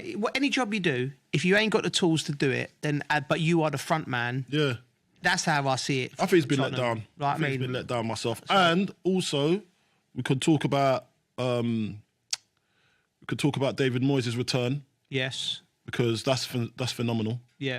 That result's fantastic, isn't it? 3-2, unbelievable for him. And he's gone there. Just the fact they scored 3 goals, Coley. Yes. I've watched them 3 times this year. I didn't think they had it in them. Calvert-Lewin looking all right again. Do you know what I mean? So I knew, and I told you from the last pod that that's going to be David Moyes' go-to, because as long as he can stay fit, I think he keeps them up and they climb up. That's true. So this is what they needed. And the fans didn't really want to see it. Yeah, but I know it's the first 2 games. A lot didn't, a few didn't. I don't know. I know Carl didn't. Carl didn't. Furious he was. Well, you keep that message, and then later on in the season, you play that back to him. I bet something has changed. Eat your words, innit? I bet you something has changed. Humble pie. Another big news in football this week is Haaland agreeing a 9.5-year contract. I love the fact that they put the half year in there. Do you know what I mean? Like 9.5 years. Basically 10 years. Basically 10 years. It's basically 10 years. Yeah. There must be some serious insurance in place for any. Imagine if you have a nasty injury, do you know what I mean? I don't know whose favour is it in. Listen, it's Haaland, so it's mates. I look at it and I go, I'm not saying he's going to have a bad season, all of a sudden become rubbish, but it's the length of contracts are a madness. Like Chelsea, anyway, for some players, but obviously for him, he's top of his game. But I just always used to think. I guess he is one of the best in the world. He is the best in the world. You know, with football, I always think you play and you get a contract. And, you know, some people I hear say, you've made it. Do you know what I mean? Yeah. And I'm like, I never thought like that. No. I was always like, I've got a contract. I think, I need another one here. Yeah, I need another one. I need another one here. Yeah. I need another one here. Yeah. Do you know what I mean? I was never, ever relaxed with just that because you think... You know, if you signed a 4-year, in 2 years you want to be trying another one. Or if you sign another one. You never let it go to 2 one. years because if the upstairs say there's 2 years left, they usually come to you and say, okay, we want you to sign a new one, especially depending on how old you are. Yeah, as well. But if you sign in a 10-year contract by 23, 24. Mate, like, what else is there to do? Like, what? They can't get rid of you. Do you know what? It's not a bad thing, but you can imagine it's bad for certain people if the player ain't got that mentality. They have to make an educated. That waste their talent. They get a contract, think they made it, and I'm just. He ain't that player. No, he still wants. He's got records to beat. He's got records to beat. He's motivated by something. It's not money. I remember a couple of players getting long-term contracts when I went to Villa at the end of my career, and they put Nzogby on a long-term contract, and he wasn't motivated by records and playing football. He looked like a player who was. Do you know what I mean? Just there is certain players you can't give it to, but I think with Haaland, I think it's a fantastic bit of business. Where has that come from? The contracts. Because it came from USA. Yeah, is that where it's come from? It's getting round financial fair play, so it's stretching the money out over the length of the contract. Yeah. So they do that, and they feel they secure the asset. But on the flip side of that is, on the flip side of securing the asset, is just every now and then you'll give someone a 6-7 year contract. Form will go, they won't be in the team, or they get injured. Yeah, and then you're stuck. And then what I think they're relying on is leveraging on the players' mentality to want to get out and play. There'll be certain players, particularly at Chelsea. Right, they've got players now who are on long-term contracts. They've pushed them to the side in the reserves, and they're like, right, we'll pay you your money because it's a contract, but how much do you want to play football? And then you get into this situations where you're playing cat and mouse, because I don't care who you are. You like your money. You have small period to earn it, but you do like to. Yeah. Everyone loves to play football. You want to be the star man. And so I think these owners now are happy to take risks on players and putting them on long-term contracts, because they're not worried about having to pay player A 10-15 million pound out of the budget that they've already accounted for. But on the flip side of that, they don't, because they feel that I'm talking in riddles here. The value of the club, regardless, in the Premier League, is going to double and treble in the next 10 years. That's what it's. So, but who loses out on this? The players. There'll be players that lose out from playing football. They're not going to lose out financially, but they lose out from playing football. But that's the way. That's my understanding of it, Bridgie. But I might be wrong. What you just explained that. So basically, they secure the player. They secure themselves, and you see, like even was it the PSR? Was the the PSP value, the fair play value thing? Yeah. I always say that. I always get that mixed up. I just think with that, see, like Man City, they're trying to protect themselves. They're protecting their assets. Yeah. Do you know what I mean? Because we don't know what these allegations. They've got some they've got more coming pending court cases at the moment. Got more coming up. So probably they're just trying to secure their assets. And they've got to probably do a few more of those contracts, by the way. That'll be the first one you need to secure, because that's your guy, innit? Your guy, innit? And that's going to keep you in the Premier League. That's going to keep the value high for him as well. So you can get not rid of him, but you can sell him at a good price as well afterwards. So you've got to secure all these assets. So just in case they've got something in the background that they're scared of, so just get him done quickly. Then he'll follow. Then he'll follow. Then he'll follow. Do you think you've been at Man City during the time? Was it just before they come in, or was they after? You signed for they were there when they took over. What was did they ever speak to you, Bridgie? Was there ever like a meeting with the players going, we're going to do this, we're going to go here?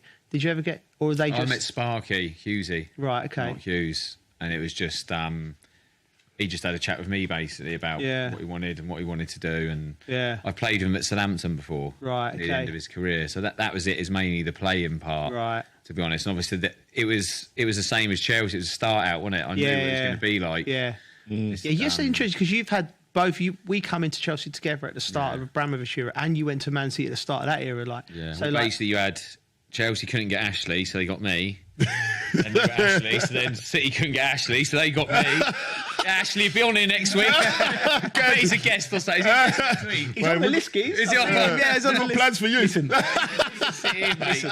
Listen, we won't replace you with anyone, mate. No, you are not Sheikh Mansour or Roman Abramovich. You're irreplaceable. Irreplaceable. Beyonce. Yeah. Love more than money. And we love Ash as well, of course. We love Ashley. You got any great lad. You got any contract stories? No. Only that, I just found it was harder to get contracts. I remember when the year I got Player of the Year at Chelsea, and I had 2 years left on my contract, and then the phone weren't ringing. You know what they're waiting? They're waiting for you to have a bad year. Yeah, I know. Yeah, they're waiting. Yeah, it's conniving that. I'm like, do you know what I mean? So I just don't think. Yeah, Roman likes you though. Yeah, I got Roman. Yeah, Roman was listen. I think you did. My dealings with him were always good, always positive. Well, yeah. But contract stories, like, honestly, mate, like it was just dealt with. I had a fantastic agent in my career, David Geiss, and he looked after me, and he looked after Michael Carrick as well, and he looked after Mark Noble, and like he just sort of put you on the right. He was never any nonsense with him. It was just.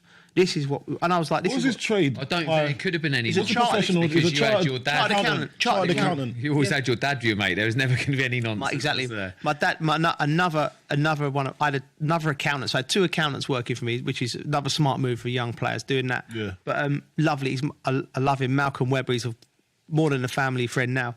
But my dad was like, when we first started to get money, signed my first contract. And, we come from, most footballers... What was you on before, though? So you're going from... 45 quid a week.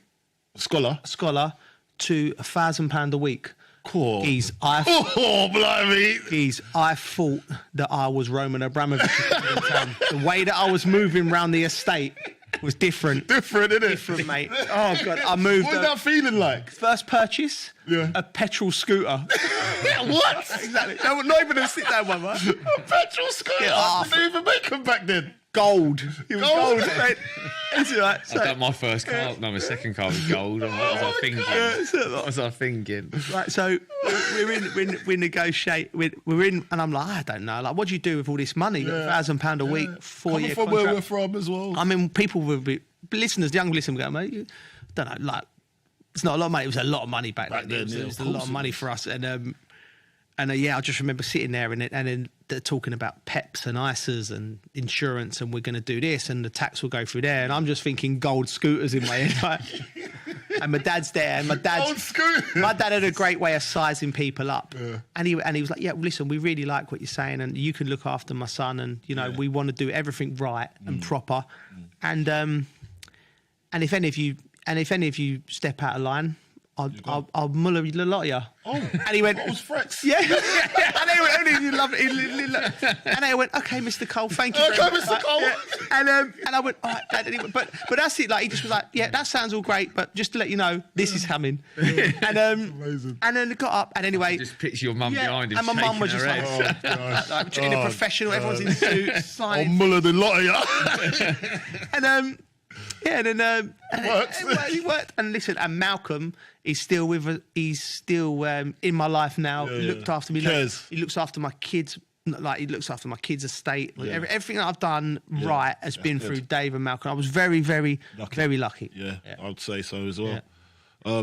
My first contract, blimey, I was I was a little bit later than you lot. I think the national wage went up to £75 for a scholar.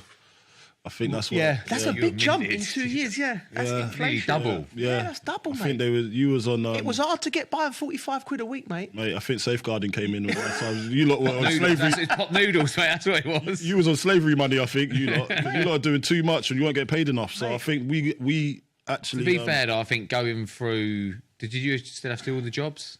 Yeah. I've done it for a year. I've done it for a year. Just cleaning boots, cleaning the toilets, cleaning. And if anything wasn't done properly, you all got punished. Yeah, you all got punished as a group. You all be running. Yeah, I know. Have to be the last off the coach to take the skips in off a like under 21 game. Reserves, whatever it is. Yeah, they were horrible times, but good times. Good times, man. When you were running, it was always the last home. You had to make sure the skips were packed as well to make sure you got everything what the medical team needs and everything. So it was a great eye opener, and it makes you appreciate.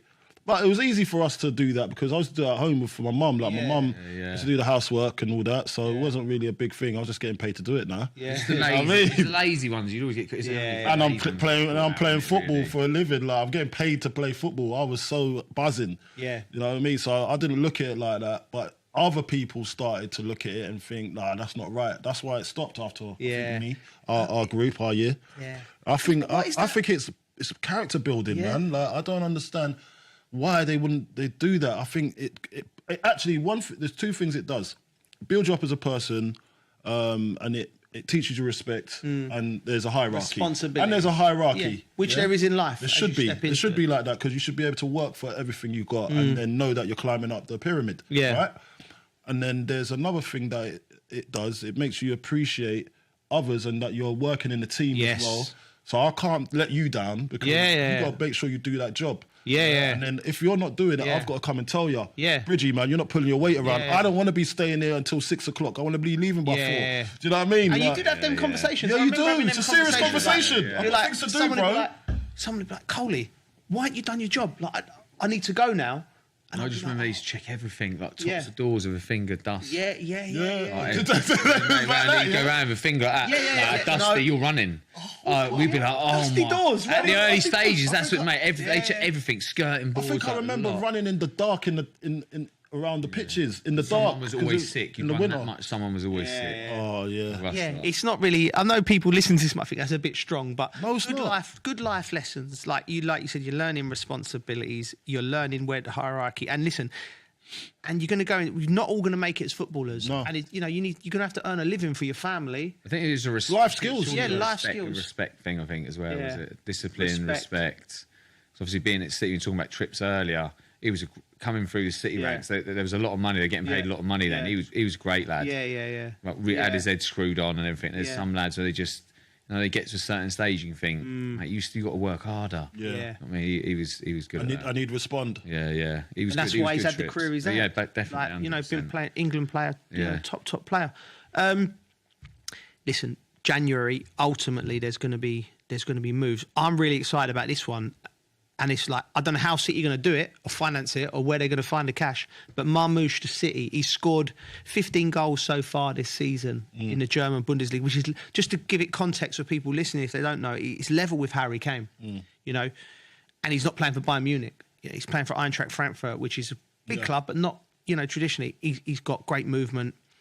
He's aggressive. He scores goals. He's 25 years of age. I'm imagining they're going to maybe change the system to play him with Haaland in some way because you're not going to spend that type of money and not have a plan for him. And you've given Haaland a 9-year contract. So this is big news. Yeah. This is big news. I look at it and that think, contract and that. Yeah. Oh yeah. So you got to look at. That's what I'm trying to say about strikers. It's just a commodity right now. You need to just, if you get a good one, you got to tie it down. Yeah. Imagine both of them playing. Oh mate. And the defenders, they're not going to be able to handle it now.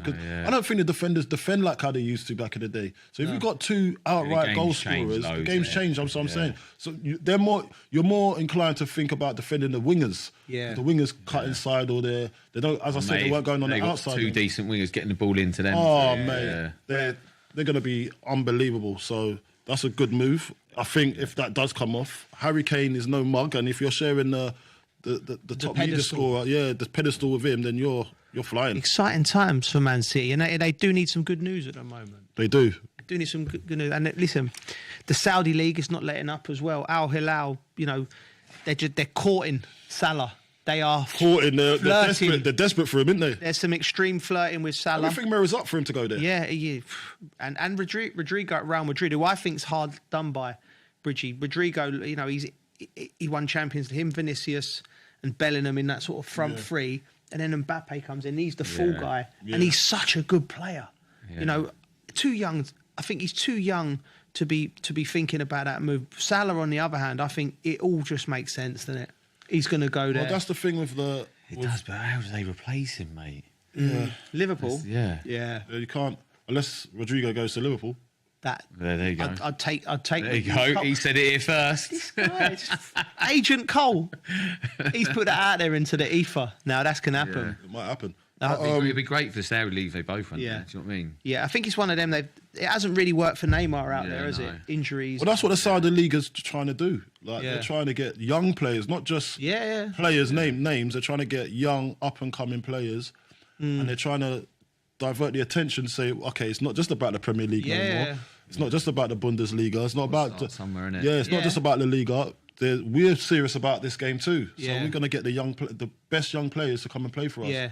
And eventually, it's that I think where they're trying to get to, where it's not just going to be just about money. Yeah. Do you know what I mean? It's going to be about, okay, they're actually competing now. Yeah. Do you know what I mean? So look, I've fair play to them. They're doing really well over there. Al Hilal obviously eyeing up the Salah move, but I don't think Salah's going to go. No? I think he was going to... You think he wants to hunt them records down? I think he wants them records, man. Yeah. And why would you get this far and then not try and get the records? Yeah. Unless it... And I think, because of the form he's in now, yeah, I think he gets this money in 2 years' time anyway. Even, do you know what I mean? He's not letting up, is he? He's not letting up. Yeah. And you're going to have to shift and go into another... He'll still score goals, but I just think he's got so much to do still at Liverpool. He wins the league this year. Maybe he might say, that's enough for me. It's a good time to go out on a high. He might say that if they do win the league. But I just don't see it. I can't see it. I think he's settled there. Yeah. I see him in his family celebrating Christmas. Yeah? Yeah. Okay, good. And you know he's Muslim. So he's actually got the culture. Yeah. And he's nice. actually integrated in the way of how the Brits think at the moment. Yeah. So I don't know. It's going to take a lot for him to go over there. Yeah. But the lot is the money. Yeah. What do you make of the Saudi League, Bridgie? Like, you know, have you been out there at all? Have you? I'm looking forward to going. I want to see it. You hear? I'm looking forward to going. It's hard, isn't it? Like I see Jordan Henderson when he went out there. It's not for everyone. It's not for everyone. Money obviously does play a part in it. Yeah, of course. But also you can see it as a challenge as well, something new, depending on how your football's going in. Yeah, that's true. But if they're attracting some of the best young players, that's a statement. It's a massive statement because if they can attract more and then more and then more. Yeah. But will it happen? I don't. It might do, mate. It might do. It might do. And I think that's what they're trying to do. They're trying to change the face of the game. Yeah. Sometimes I think the only thing with Jordan Henderson, thought, mate, you should just say the money's good as well. Do you know what I mean? Because it is good. It is good. It does. It will play a part on some people's decisions. I feel it does. You don't. And we're all different, aren't we? People make it for different reasons. Yeah. So you just don't know. But it's exciting if they do get. It's exciting for them. Yeah. Brilliant. It'd be brilliant for them if they get all their names. Yeah. Absolutely brilliant. Yeah. And look, we'll talk about Neymar. We'll talk about Neymar. Bring the podcast out there. Yeah. We'll talk about Neymar and him going to Miami. There was there rumours about it. You know, he's clearly not worked for him. What to go and bring it like one of them Suarez, Messi, Neymar rebrand. The Barcelona days. Yeah. 2.0, like one of them old boy bands that come back together. Like I was so disappointed when that broke up. That trio, that was amazing back then. That was a beautiful Messi, trio. Neymar, and Suarez. Like that was. I think that's not the best Barcelona. I still think Eto'o, Ronaldinho, Messi. Ronaldinho and Eto'o. Were the ones that we had. Was slightly better than them, but there ain't much in it. Yeah, that was powerful. That was. Yeah. But imagine that Neymar goes to Miami. Yeah. And that's not far off. I'm thinking fireworks on the pitch. Yeah. And off the pitch. In Miami. Imagine him. Oh, mate. You've got to consider that. Samba moves. Mate. Imagine him. Little pair of Speedos on down the beach. I'd be loving life, wouldn't he? Yeah, they would be loving it. He's a great player to watch, though, regardless. He is a great player. I think that's a good place to end it, lads. So thanks for tuning into the dressing room with Al Arabiya News. Catch you next week. At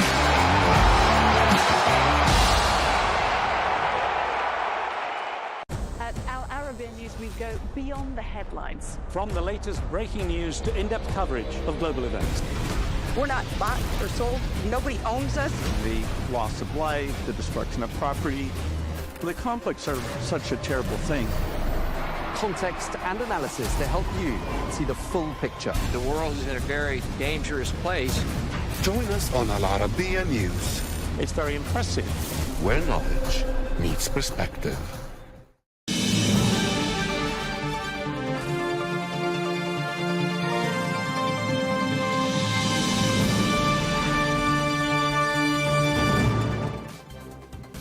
Hello and welcome to this special edition of Global News Today, bringing you exclusive insights and fresh perspectives from leading experts and influential decision makers every weekday here on Al Arabiya News. I'm Tom Burges Watson, and today we're going to take a look back at some of the highlights from our show during the course of the past week.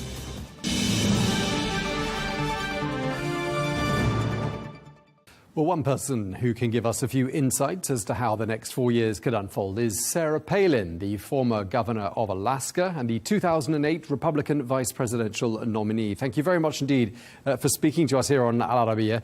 I'd just like to start by asking you, Sarah, for your take on these first announcements and first decisions that we've been hearing from the second Trump presidency.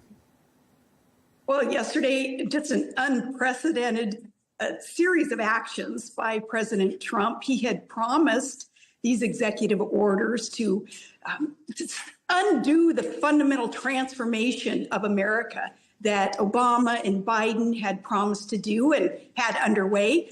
President Trump believes in a fundamental restoration of America. All is good and free and prosperous and safe about our country. So what he did was yesterday already fulfilling promises that he had made. A lot of it, to me anyway, it was expected because he said he would do what he did with these executive orders. Unprecedented, very exciting. I think there's a lot of optimism, collective positivity in the air in America right now, knowing that, we're back. And what did you make of the speech on Monday, Donald Trump's inaugural speech? I mean, as you say, it's a time, not everyone voted for Donald Trump by any means. But do you think that speech would have had the effect of unifying the nation? I believe so, Tom. I do, because on Monday, I couldn't even keep up with the speech here. I was watching it at home, and it was one thing after another that he was hitting on these points that, again, he had promised to do. You know what's rare about politicians in America, perhaps all over the world, is they don't govern as they've campaigned. So this is kind of a newfangled thing on a national level. I think on a local level in politics, we're held accountable if you're a mayor, if you're a governor, positions that I've held, and you do have to govern as you campaigned. On a national level, you don't normally see that. But on Monday, there was such evidence of President Trump understanding that our expectation is, yes, you will govern as you campaign. That's why we put you there. America needed a revolution, again, so that we won't be fundamentally transformed into something that we don't even recognize in terms of country without borders and without safety and prosperity. So what Trump talked about on Monday, he had promised to do, and there is a restoration. This revolution that was needed, okay, we elected a revolutionary. He's going to do what he promised to do. Was there anything he said or anything about the tone that you thought, oh, I'm not comfortable with that, or anything about it that you didn't like? No, there was nothing about it that I did. Again, it was a lot of not unexpected points that he made. And Tom, again, that's really refreshing on a national level to hear a politician, and Trump is kind of the antithesis of a politician. He's a businessman, and that's what we need in this country right now, too, is run this country understanding budgets, understanding how important it is to be held accountable when it comes to efficiency and effectiveness with our governing policies. And on Monday, Trump really made manifest a lot of his beliefs in how this country should be governed. Yeah, I mean, just watching and listening to that inaugural speech on Capitol Hill on Monday, I mean, it must have been pretty unpleasant for the outgoing president to listen to. I mean, we heard President Trump really lambasting President Biden and his legacy and his administration. I mean, do you think part of MAGA, making America great again, is also to respect the Constitution, to respect things like a smooth transition, and also to respect this tradition that you have in America of a strong two-party system? Well, thankfully, President Biden seems to be oblivious to criticisms, constructive criticism, things that are said around him and about him. And that's kind of a blessing that he seems to be numb, kind of callous to the idea of people holding him accountable. And that's what President Trump was doing on Monday. Now, those who have been holding the puppet strings and actually calling the shots, because we don't believe it's been Joe Biden who's been making many decisions at all the last 4 years, but those who are holding those puppet strings and pulling them and telling him what to say, no doubt, that they probably took umbrage to some of the things that President Trump was pointing out, but it's all in the name of holding people accountable. This is serious stuff. This is life and death stuff. Politics in America, national politics affects our daily lives. If we want a safe and secure and prosperous and sovereign nation, and that includes safe, secure borders, we needed to elect somebody who is very, very serious about fixing the problems that the last 4 years has created for us. So President Trump was just holding not just Biden, but people around him, holding them accountable. And that's what we expected. What about these plans we hear from President Trump to expand the territorial footprint of the United States, including perhaps the Panama Canal, Greenland, even making Canada the 51st state of the United States of America? Do you support plans like that? Well, I support the discussion about all this. And, only Donald Trump, the only guy in the world, it seems like, could throw something out there and really spur a lot of constructive discussion about, how has America expanded in the past? People had to throw the idea out there and then explore the possibilities. And that's what President Trump is doing now. As for Canada, oh my gosh, I love Canada. They're my next door neighbor here in Alaska. Of course, we're in between Canada and Russia. And Canadians, they seem so much like Alaskans, hardcore, unpretentious, just really hardworking people. They have terrible governance under Trudeau right now. So I think a lot of Canadians who are of that ilk that really reflects a lot of America's values, they probably wouldn't mind seeing a change in territory. But no, I think President Trump is throwing that out there for discussion, educational purposes. I don't know if he's serious about actually annexing in other areas. Okay, so perhaps he is just starting a conversation and he's not serious about territorial expansionism. What about the Gulf of Mexico? Should that change its name to the Gulf of America in your view as well? Yeah, who would have thought of that? But that makes perfect sense. Yeah. And I saw a map this morning, Tom, looking online that already said Gulf of America. And it's like, well, yeah, that makes sense. And more power to Trump for even proposing such things, or those around him who are feeding him some of these ideas. I think it's brilliant. It shows America's our standing in the world again, in that, we want to be a beacon. We want to be a bright light. We want to be a nation that is so well run that other nations could look to emulate the good things about America. And that will make the world a better place, a safer place, a more prosperous place. So even, symbolically, these changes in names of things that President Trump is proposing, I think it's a source of empowerment of the American people, and I'm all for it.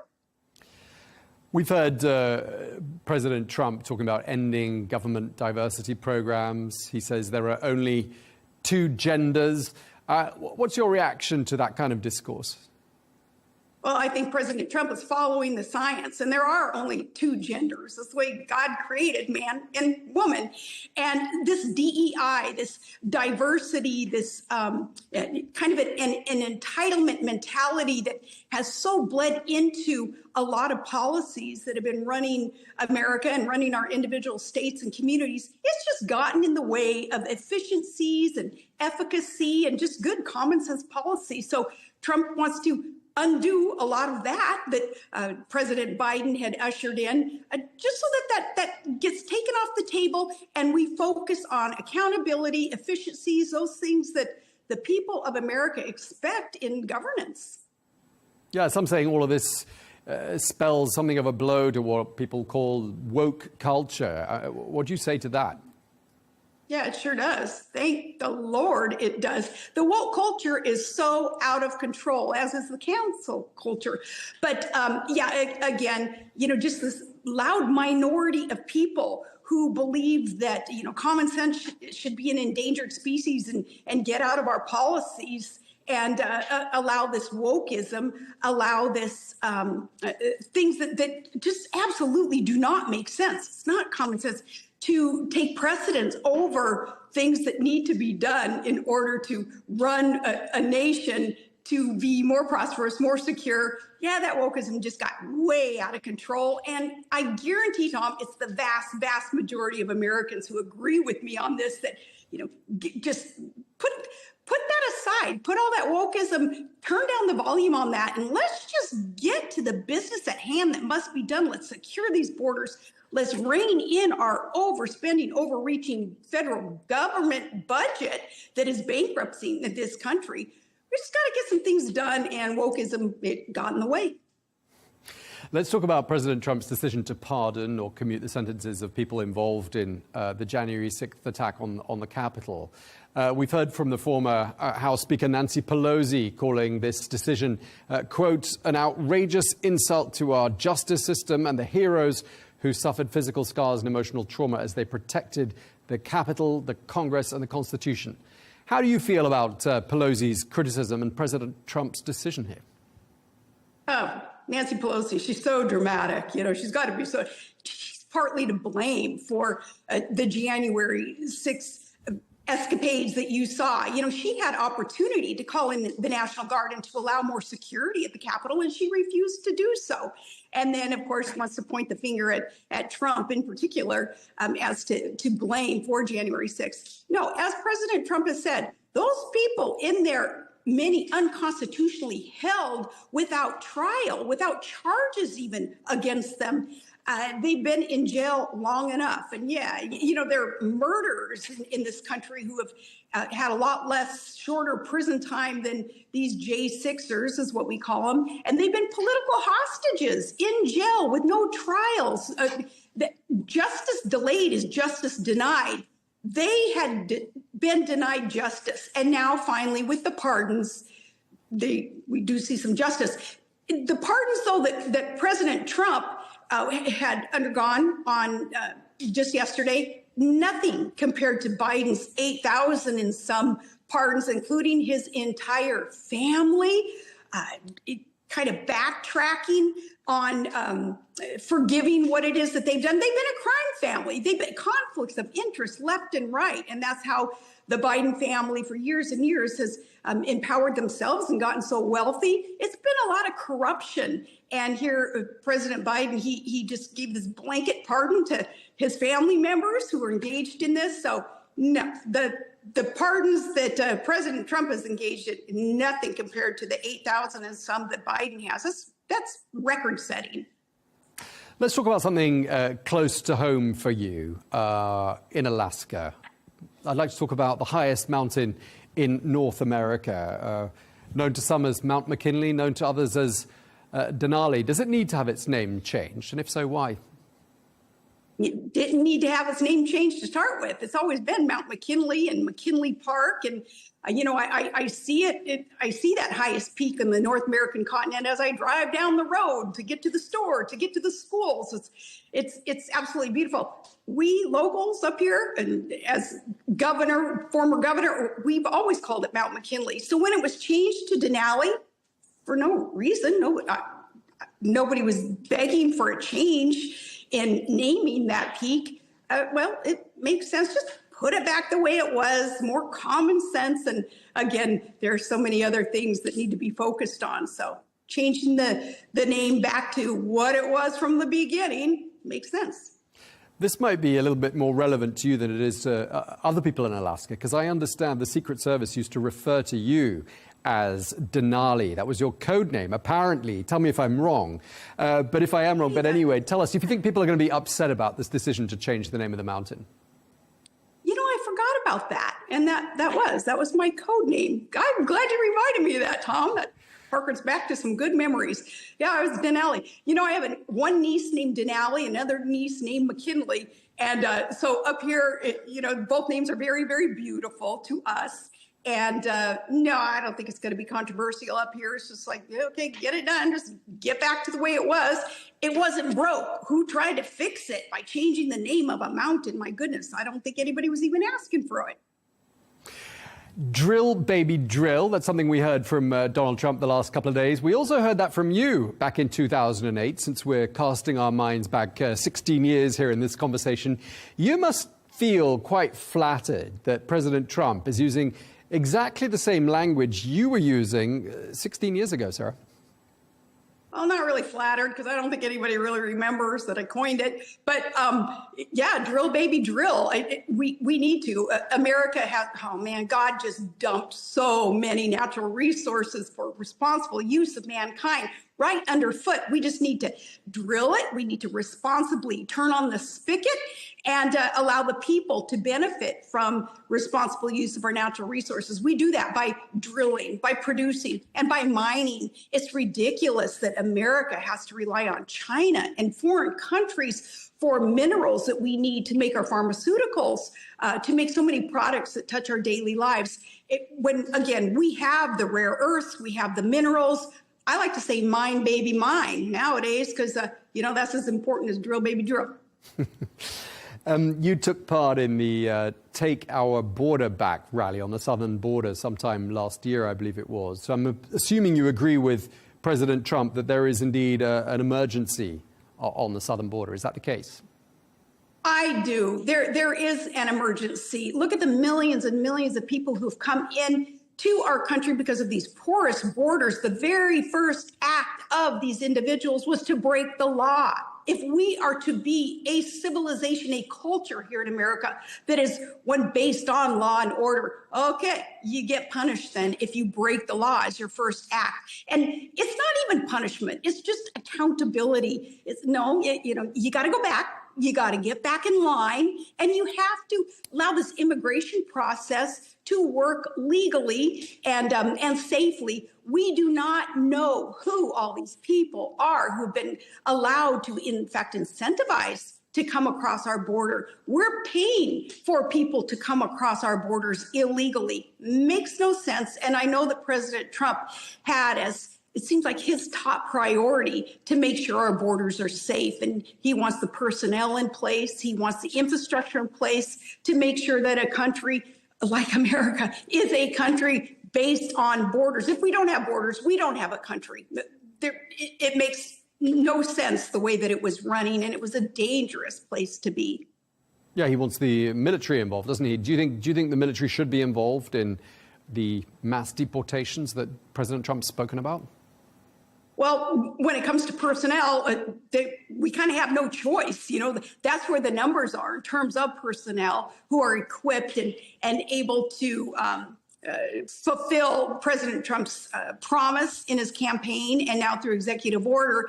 If it takes military personnel, that's fine. I know it sounds scary to some people to hear, military involvement, but these are well-trained, equipped, law-abiding individuals who collectively will obey their commander-in-chief, as it should be, and the commander-in-chief wants our country safe, wants safe borders, secure borders, and wants to know who these people are coming into our country. They've been unvetted, Tom, through the COVID crisis. Remember all that.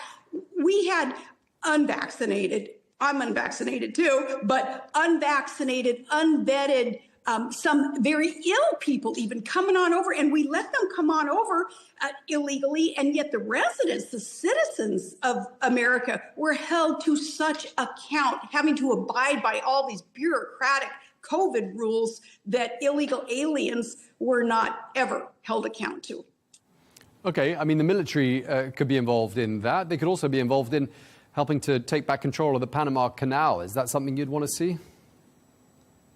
Yeah, and there again, President Trump is right in that there can be more efficiencies there in the Panama Canal, how it's run. America needs to get to that point of everything being efficient, everything being effective. Our budget is out of control because there is so much inefficiency in the way things are transported in and out, our imports and our exports. A lot of that has to do with the Panama Canal. President Trump wants that addressed. Now, I'd like to ask you, I mean, it's being reported that you have hinted at wanting to be Donald Trump's vice president back in 2024. I mean, maybe that's just media speculation. But regardless, when you watch J.D. Vance swear the oath of office on Monday, did you feel a sort of a slight pang of envy and think to yourself, in a parallel universe, that could have been me? Yeah, for about 2 seconds. And then I realized, no, there's a time and a season for everything. And J.D. Vance is going to be just fine there as President Trump's right-hand man, symbolically, if nothing else. No, that's good. But no, there, in my life, I've handed my life over to God. I'm a Christian, and I know that my life is not my home. If God can use me in whatever capacity, I hope He will. And that, my experience, my education, my administrative experience, especially, I don't want it to go to waste. I do want to serve, but in that specific role, I had my chance, and well, Senator McCain and I, we got second out of two. So, had our chance. Do you think Donald Trump might use you? Are you expecting a phone call perhaps in the days ahead? Could that be a possibility? That's a great question. And I hope it happens. Because again, President Trump knows where I am. We have a good relationship. He knows that my administrative experience on a local level and a state level, and being chair of resources on a federal level to help with energy independence. He knows my area of expertise, and we need to tap into everyone who has an ability and a willingness to serve this country. I'm certainly willing and I'm able. I hope he calls me. Yeah, because I mean, you've got a lot of interesting attributes on your CV. I mean, not least the fact you're a former beauty queen. You were Alaska's first female governor. You ran for vice president. You still attract a pretty strong crowd, I'm told. And I'm just wondering, why you don't have a role in the Trump presidency. Because, I mean, correct me if I'm wrong, but, you've got conservative Republican views that are probably pretty much aligned with those of Donald Trump. I mean, to the letter by the sounds of things. And Tom, nobody's really asked me this before, so it's interesting that, I appreciate that you have the guts to ask me, because, I know that there's that question out there as to why I'm not tapped into yet. President Trump has around him some gatekeepers that have made it very difficult to ingratiate oneself into the idea of the agenda that must be ushered in for America. Tom, I'll tell you something that I haven't told too many people, and that's I couldn't even get credentials to get into the GOP convention this last year. Haven't been invited to things, and again, that's okay, because you kind of get used to that. I'm not going to say rejection, but you kind of get used to that redirection that is protection. I believe in God's timing. So, that redirection, it's protection. And I know that there will come a time where I believe I will be tapped into, if you will, and I'll be able to help. But the gatekeepers around President Trump, and there's only a couple of them who they didn't like the Tea Party idea, and I helped with that Tea Party all those years ago. They haven't liked the common sense constitutional conservatism agenda that I represent. And, I just hope that they won't steer President Trump in any kind of wrong direction, because it's not about me. It's about this country. It's about this world that needs America to be strong and prosperous, safe. And since it's not about me, I don't take it personal. But again, I hope gifts, talents, seasons, I hope everything comes into alignment and that I'm asked to serve. I just want to press you on the issue of gatekeepers. I'm wondering, and correct me if I'm wrong, I'm wondering if you're talking about Elon Musk. It is reported in some media circles that you have disagreed with him on one or two issues. I don't know if that's true. Do tell us what the case is, and what do you actually think of him? No, I don't believe that it's Elon Musk who would personally try to keep me out of the gate. I think it's some bureaucrats around President Trump who, again, they didn't like me 20 years ago or 15 years ago or 10 years ago. So they don't like me now, and they're close to him, but not Elon Musk. And certainly I have disagreed with him on some policies, and even, some of the language that he's chosen to make his points. But I appreciate specifically what he has done with purchasing Twitter so that we take steps even closer to true freedom of expression, freedom of speech. We need our Bill of Rights, our constitutional rights absolutely engaged in and protected. And with Elon Musk making such a huge investment in a format like Twitter, it has allowed that freedom of speech to be made manifest. We need that in the country. So I respect and appreciate what he's done there. Okay, and just, coming to the end now, I just want to ask you, I mean, Donald Trump has hailed the dawning of the golden age of the United States of America. Is that how it looks to you? It does. Oh, I was just so excited yesterday, Tom. I was just excited for our country, for our world. Excited that, again, we will have someone in office who will govern as he campaigned, and the things that he campaigned on, common sense, constitutional conservatism. That's why President Trump was elected really in a landslide. He does have a mandate to do what he said he was going to do. And, I'm excited for that. And I like that term, too, the golden age of America. Yeah, may this just be next 4 years, years of jubilee, years of this golden age that Americans deserve, and the rest of the country deserves to see, again, as I said earlier, to see as a beacon of hope, a beacon of light, wishing to emulate, hopefully, the good things about America, our freedom. Yeah, I mean, there was a real party atmosphere in Washington on Monday night. We've seen, not for the first time, President Trump doing a bit of dancing. I've got to ask you your opinion on that. What do you think of his dancing skills, Sarah? I love it that he feels free enough to just let loose. I think that kind of endears him to a lot of Americans. Like, man, he's happy. Look at the hell the guy has gone through and his family has gone through. And finally, they get to stand up there, validated, vindicated. They know now that America has their back, and we're rooting for him to do the right thing. And this isn't about Donald Trump as an individual so much as it about what it is that he represents, this MAGA, this Make America Great Again. It's an agenda. It's a Trump train, a Trump movement that has his name on it. But it is collectively just a lot of Americans with a lot of common sense. We want government off our back, get it back on our side, smaller, smarter government, so that we can embrace and enjoy the freedoms that God gave us. Not man, not government, not Donald Trump even. He's in place now to protect our freedoms, but it's what he represents that we're so happy about. So yeah, when he dances, gosh, we join in, even if we're thousands of miles away, as I have been, while they've been celebrating there in D.C. We kind of join in, at least emotionally, mentally we do. Okay, well, if you do take up a position in the Trump administration, can we make a deal here and now that you will speak to Al Arabiya News again and tell us all about it?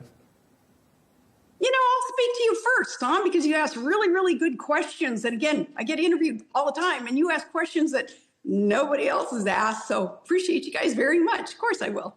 All right. Well, thank you very much indeed. It's very flattering and great to have you with us. Thank you so much, Sarah Palin. Thank you.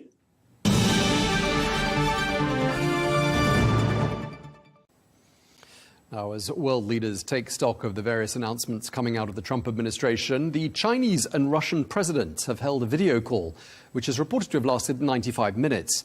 Well, during their call, President Vladimir Putin is reported to have called President Xi Jinping a dear friend, and the two leaders pledged to bring bilateral ties to greater heights.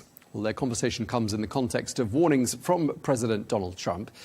These include fresh threats of tariffs on Beijing and the threat of, quote, big trouble for Moscow if it doesn't strike a deal to end the war in Ukraine. Let's take a listen. Dear President Xi Jinping, dear friend, I'm sincerely glad to welcome you and have the opportunity to have a conversation at the beginning of the year following the established good tradition. I think the past year was fruitful for us. We widely celebrated the 75th anniversary of the establishment of diplomatic relations. We built our ties on the basis of friendship, mutual trust and support, equality and mutual benefit. These connections are self-sufficient, independent of domestic political factors and the current global situation. Okay, President Xi Jinping and President Vladimir Putin speaking there. Well, we're joined now by Victor Gao, former translator to Chinese President Deng Xiaoping and Vice President of the China Center for Globalization. We're also joined by Thomas Pickering, former US ambassador to Russia and the United Nations. You served both under the Clinton and Bush administrations. Great to have you both with us, gentlemen. We understand these two presidents spoke just the day after President Trump was sworn in. So we're talking about Tuesday. What does it tell us, do you think, that these two men felt it was necessary to have this conversation the day after President Trump was sworn in? Victor Gao, let me put that to you first. Thank you very much. I think the real context of the phone call between President Xi Jinping of China and President Putin of Russia is within the overall context of the imminent Chinese New Year. And I think the call is based on goodwill and best wishes for each other's countries and each other's people. And this also reflects that China-Russia relations are really built on solid foundation, and the two countries treat each other with mutual respect and is eager to promote bilateral relations in all areas for mutual benefit. And now this becomes especially important in this very turbulent world of today, especially after President Trump went into the Oval Office for his second term.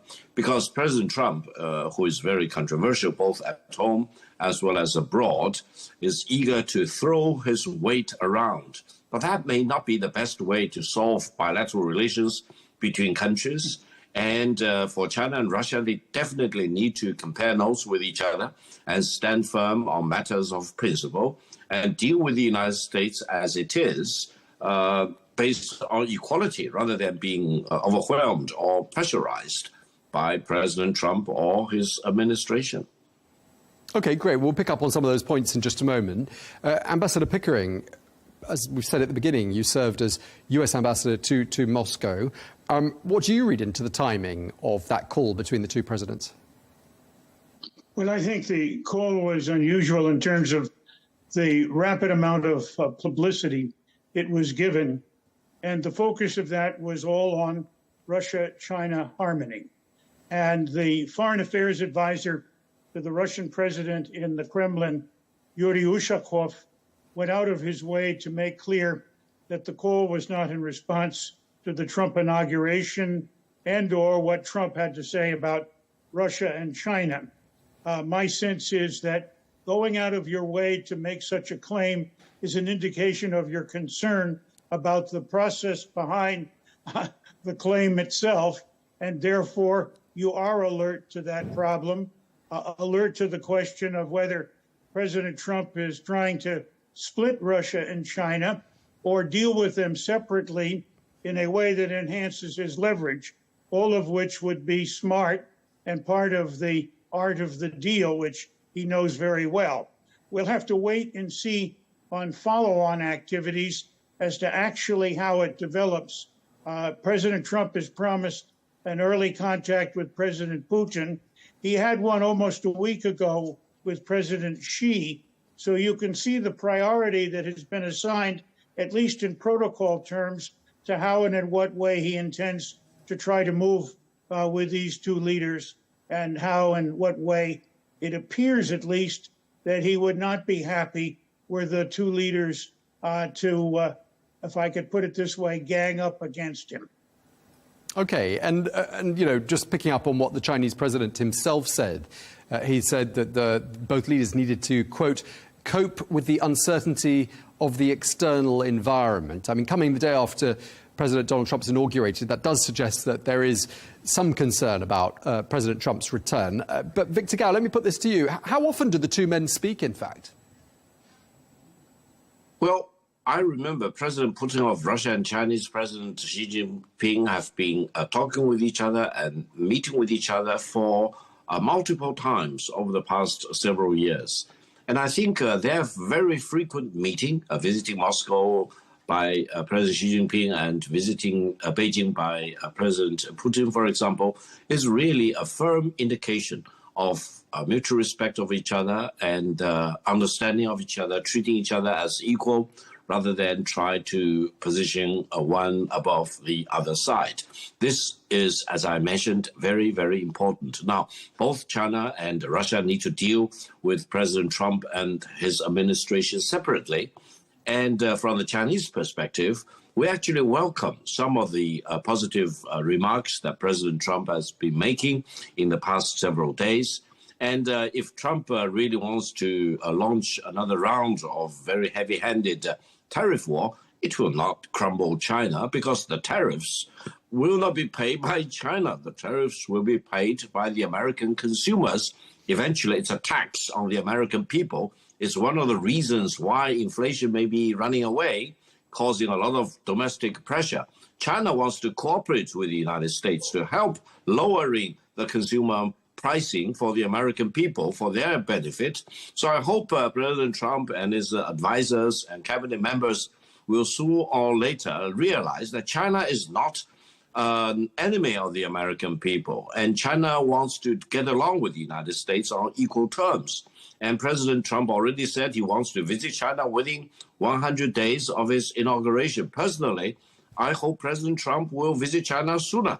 And I even hope, that's my personal hope, that President Trump visiting China, meeting with President Xi Jinping, and they will also meet with President Putin and President Zelensky of Ukraine in Beijing together. This will really be the best place and the best format for Russian-Ukraine peace negotiation, monitored by China and the United States, by their heads of state at the same time, and observed by all the other relevant countries, their heads of state or heads of government. And that probably will speed up the process of ending the war in Ukraine, as President Trump promised when he was still running for the presidency.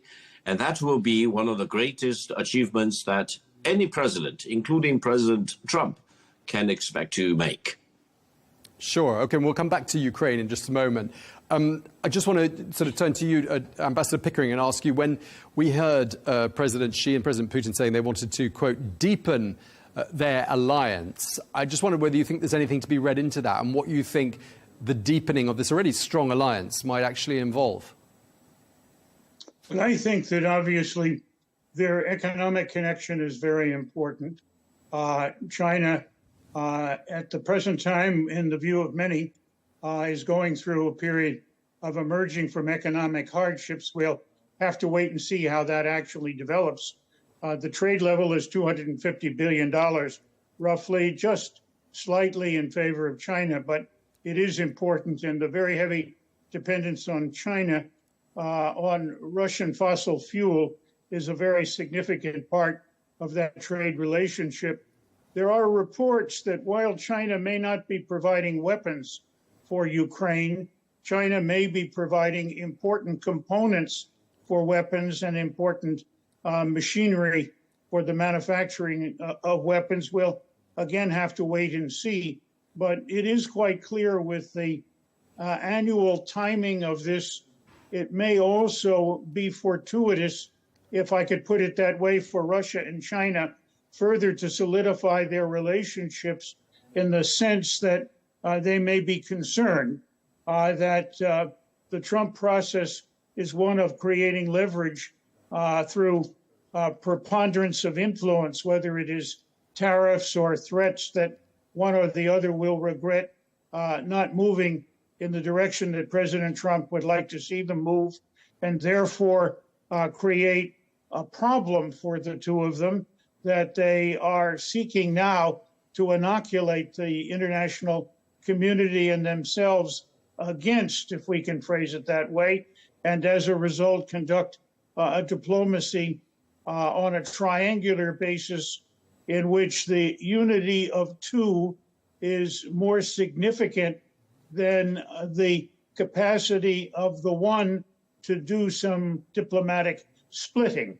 We'll have to say, but the notion of some of the sensitivities, if I could put it this way, in the public arguments are interesting indications that people are remarking that what you suspect is not true, we're really stronger than you think, and that is often an approach to a problem that belies the underlying concerns and promotes them rather than the other way around. We'll just have to wait and see. President Trump is a master of surprise and a master of unpredictability, and that may well be in part how and in what way he intends to conduct this relationship. Finally, many in the U.S. are afraid that President Trump's immediate declaration of a 24-hour cessation of the war between Russia and the Ukraine means that he will lean very heavily on President Zelensky to capitulate and very heavily on his much vaunted admiration for President Putin as part of the relationship he wishes to develop. Again, it's too early, I think, to tell, but I think around the world and with the three, there are certain sensitivities, if I could put it this way, to the areas of leverage and weakness in diplomacy, which may well be a important characteristic of this particular set of conversations and the unusual publicity given to it in the diplomatic sphere. Victor Gower, there are some analysts who say that the war in Ukraine has brought Russia and China closer together. And I'm just wondering if you agree with that, and whether you think it's not, however, a relationship without some sort of risk and some hazard. Because, I mean, I don't know if you think they're entirely aligned, Russia and China, when it comes to the desired outcome for Ukraine. What are your thoughts? Well, with or without the Ukrainian war, China and Russia are close to each other, and the expectation is that they will further close the ranks and promote their cooperation. Why? Because it's absolutely in both China's interest and the Russians' interest. We have a long border, 4,300 kilometers. It used to be one of the most heavily armed borders in the world. Now, the China-Russian border is not armed. People can cross the border back and forth with minimum hassle, with a lot of convenience. Thousands of people do that every day. And I think this bodes well for China-Russia relations in the long term.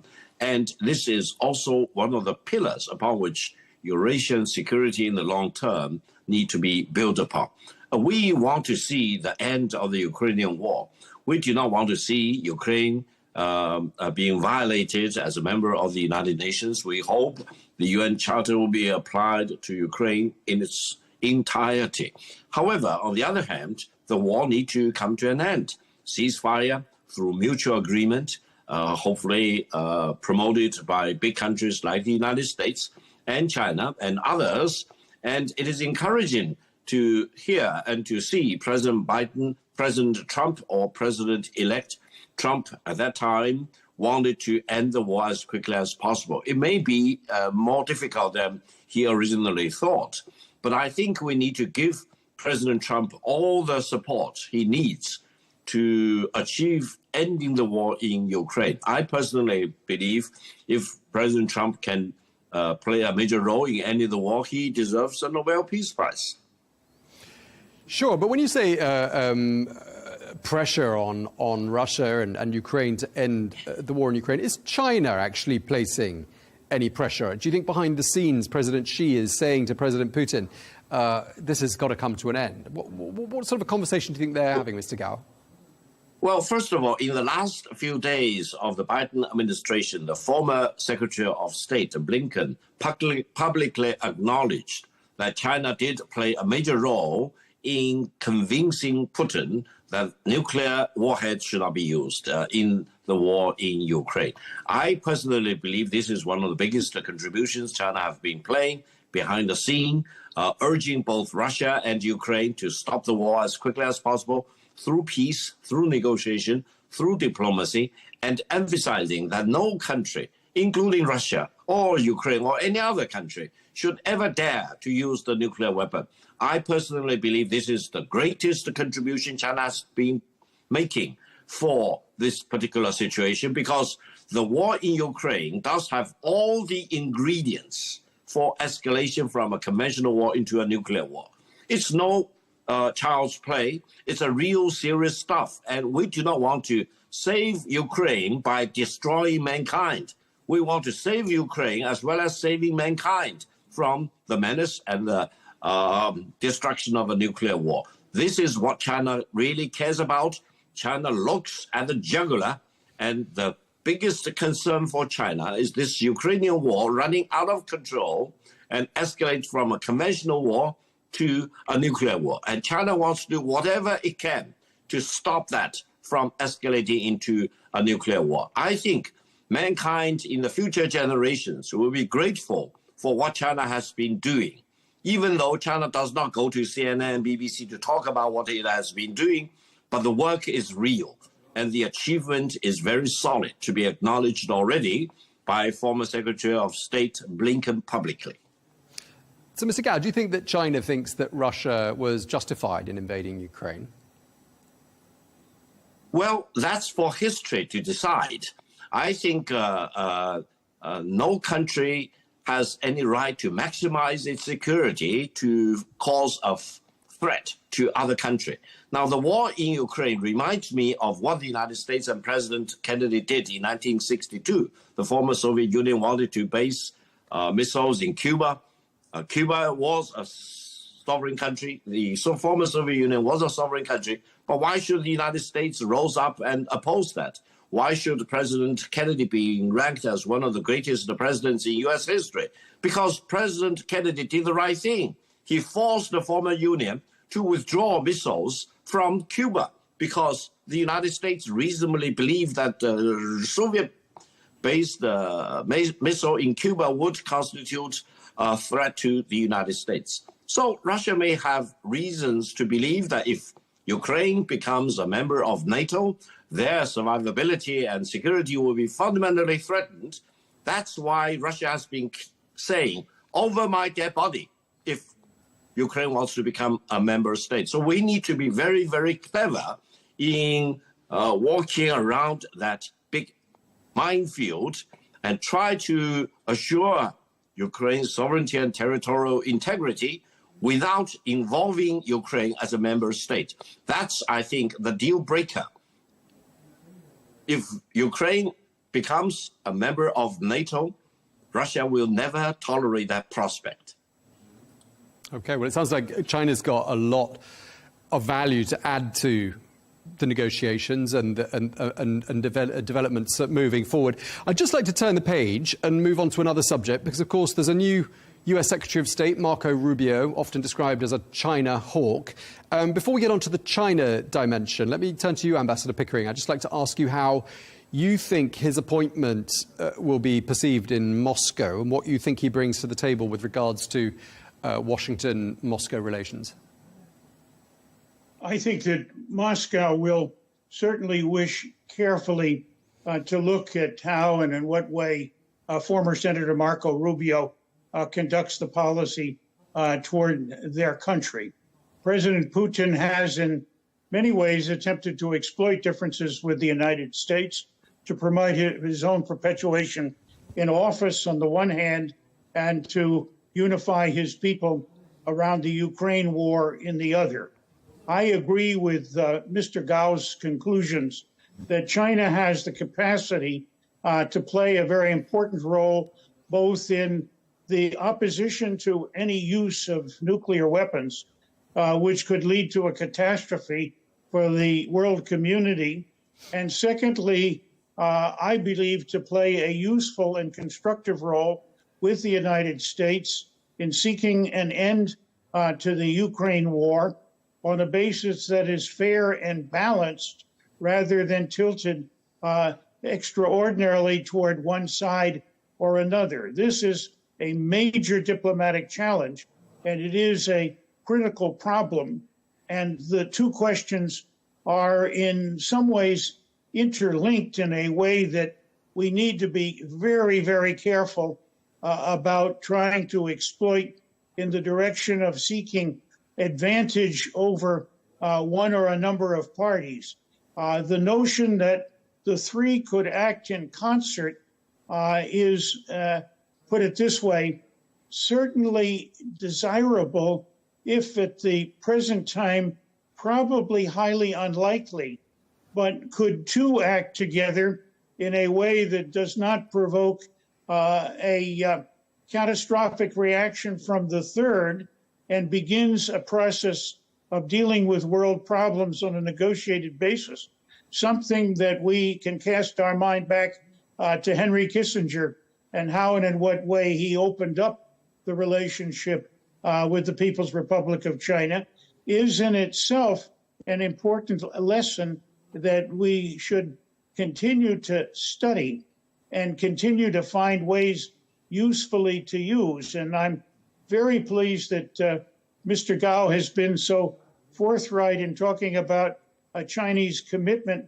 to the question of a peaceful diplomatic end to the war in Ukraine, and one that is balanced and fair, something that the Russians have reminded us of as the conversation between President Xi and President Putin took place, and there were comments outside and among observers that this in one way or another was a process that would work to the disinterest of one country in favor of another country.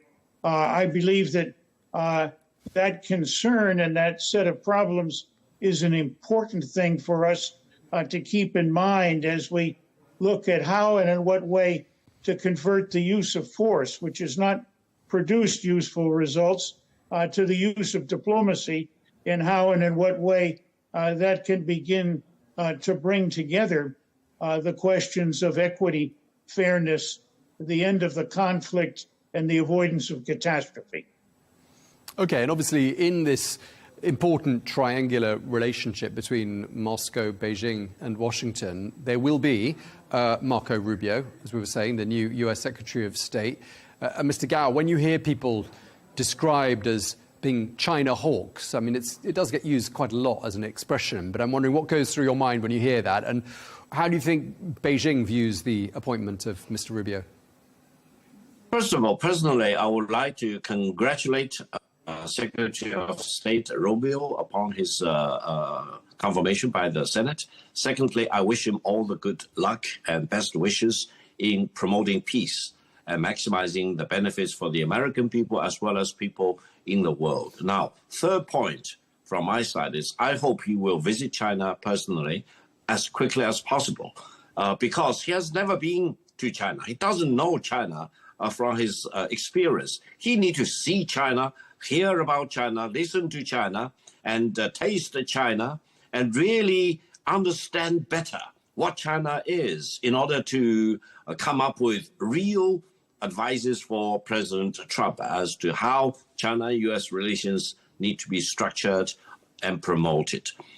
Suffice it to say, between China and the United States, whether Rubio is the Secretary of State today or otherwise, for example, there is this inevitability of peace between our two countries. Why? Because war is not and should not be an option. War between China and the United States will not be a conventional war. It will be a nuclear war. It will be Armageddon for mankind. All of us need to do our best to urge both China and the United States from going in that direction of a war. China does not want to have a war with the United States. China wants to have peace with the United States. Only those extreme hostile elements in the US government who may want to have a war with China. So if we rule out war, then what we have is the inevitability of peace. I want to talk to former Senator and now Secretary of State Rubio. Listen to me. There is inevitability of peace between China and the United States, and you need to promote that inevitability of peace between our two countries to make both China and the United States great nations in the world, together with all the other about 200 nations in the world. That's the highway, rather than, for example, accusing China for nothing and try to knock down China, which is a mission impossible. No one can knock down China without consequences. And I truly believe in this inevitability of peace between China and the United States. And I want to see President Trump and his cabinet members do the right thing in nurturing and promoting China U.S. friendship and cooperation. I just want to ask you, Mr. Gao, about another possible source of tension between China and the United States. It involves the Panama Canal. And of course, we've heard President Trump mention this on multiple occasions, seizing control of the Panama Canal. And he says he wants to do this because the canal's operators have ceded part of the control of the operation of the Panama Canal to China. That's something that Panama denies. I mean, how does China see all of this? From my personal perspective, I just hope someone will walk up to President Trump and tell him the real truth about the Panama Canal. The history is well known for all of us, for mankind as a whole. And President Trump needs to be reminded that China is the biggest exporting country in the world. China is the biggest shipping nation in the world. If you look at any other ports in the world, China probably is the #1 shipper, one way or another, directly or indirectly, including Panama Canal. That doesn't mean China runs Panama Canal or operates the Panama Canal. China probably is just a user, a customer for Panama Canal. Whether Panama Canal will be run continuously by the Panama side or otherwise, China will still be one of the, if not the biggest, customer of the passage through the Panama Canal. China does not own Panama Canal, does not run Panama Canal, does not dictate terms to the Panama Canal. It's a simple fact that China is just a customer. And I hope President Trump will realize that if you look at the 10 largest container ports in the world, 7 of the 10 are located in China.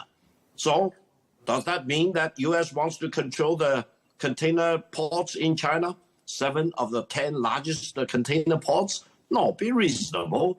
Let's promote trade. Let's promote peaceful use of the Panama Canal rather than using the century, 100-year-old doctrine of seizing that port in order to use it. That's probably out of fashion, and I hope the United States will abide by the international law under President Trump, as well as going forward. Ambassador Pickering, I know it's not exactly your area of expertise, and it's unfair perhaps to spring questions about the Panama Canal on you, given that we've invited you to talk about Russian affairs. But do you think there is a bit of a misunderstanding in Washington about, what to do next with regards to the Panama Canal? Well, I did serve as ambassador to El Salvador in a time of war and crisis, so I have some interest in and some relationship to the area. I was quite astonished the Panama Canal came up in the last month or two. I found that there was a certain, put it this way, obliviousness to the treaty relationships and the arrangements that had been made in the Carter administration for the successful operation of the Panama Canal under Panamanian leadership and control. And they made a wise decision in terms of how and in what way they organized the transfer of the assets to Panama. And I believe that they have continued. There is concern in the United States, as you might suspect, over the fact that one or a number of the ports at the one end of the canal, specifically the Atlantic end, may be under the administration of a Chinese-owned firm, and some feeling of doubt and uncertainty there. So far, I've seen no evidence other than the replaying, if I could put it that way, of the suspicions, some of which comes out of the tensions that have developed between the United States and China. I believe unnecessarily, but I believe now is the time, as I hope and believe Mr. Gao has made clear, that we should be talking more intensively with each other, speaking about a wide range of problems. I see that the call that President Trump-elect made to President Xi touched on Taiwan, fentanyl, and tariffs. Those are not subjects that necessarily are easy, but it is important to communicate, and it's very important to listen, and it's very important to derive from that thoughts and ideas about how and in what way issues that are contentious can be discussed in the direction of finding answers to those. I had the onerous duty of going to Beijing to explain how and in what way we made the colossal mistake of bombing their embassy in Belgrade years ago. The conversations took place. They were not easy, but at the end of the day, the U.S. and China agreed that we would each settle claims of a monetary character over the damage that was done to our diplomatic buildings in China and to China's diplomatic buildings in Belgrade, and hopefully not repeat the question. So I believe we have records in the past of how and in what way we can use diplomacy to resolve problems. And I say once again, we do not have useful records of success in using force to deal with issues and threats to use force in Canada, in Greenland, in the Panama Canal, and elsewhere, in my view, and maybe I should say here, with the greatest respect against Taiwan, are things that we should try to avoid, just as we are certainly trying to avoid any support of the United States for declarations of independence by Taiwan. The U.S. is clearly very much still bound in the Shanghai Communique and the important arrangements that were put in place there. And we hope that we and the People's Republic of China can get along and enhance that particular basis for dealing with those issues about which both sides have strong differing views, but differing views that are not, in my view, totally oblivious to the possibility of reconciliation through more intensive diplomatic contact. Okay, let me just turn finally to Victor Gao, give you a chance to respond to some of those topics, notably on the issue of Taiwan, which was mentioned there by Ambassador Pickering. I mean, do you see any major developments during the course of these next 4 years of the Trump administration with regards to next steps or how things unfold on the island of Taiwan? First of all, let me convey my greetings and respect to Ambassador Pickering. I believe Ambassador Pickering is highly regarded by the Chinese diplomatic community here in Beijing. Secondly, the exact legal status of Taiwan is very clear. It's carved in stone. It's carved in the Cairo Declaration and the Potsdam Proclamation, which are the pillars of the ending of the Pacific War and Asia-Pacific War, leading to the unconditional surrender of Japan. Because between 1895 to 1945, Japan was sitting on Taiwan, and Japan was forced to surrender Taiwan back to China as part of the unconditional surrender terms in 1945. So no one wants to change or shake or topple the pillars of the international order upon which the world peace and security were based ever since 1945. I believe President Trump knows about that, and the U.S. government knows about that, even though in recent years there has been tendency of the United States to try to hollow out the one China policy. But allow me to make one assurance. No one in the world, no country in the world, no force in the world can ever change the fact that there is only one China and Taiwan is part of China. If anyone indulges in the fantasy that he or she can really change Taiwan into a separate, independent country away from China, that's wishful thinking. That's really unrealizable. It's a mission dead before it is given birth. So I think let's be realistic, let's be pragmatic. I hope and I truly believe President Trump will not view China as an arch enemy, because if he tries to position China as an enemy of the United States for his second term of the presidency, President Trump's second term of the presidency will be a failure, because no one should ever indulge in the fact that he can topple China or defeat China within 4 years.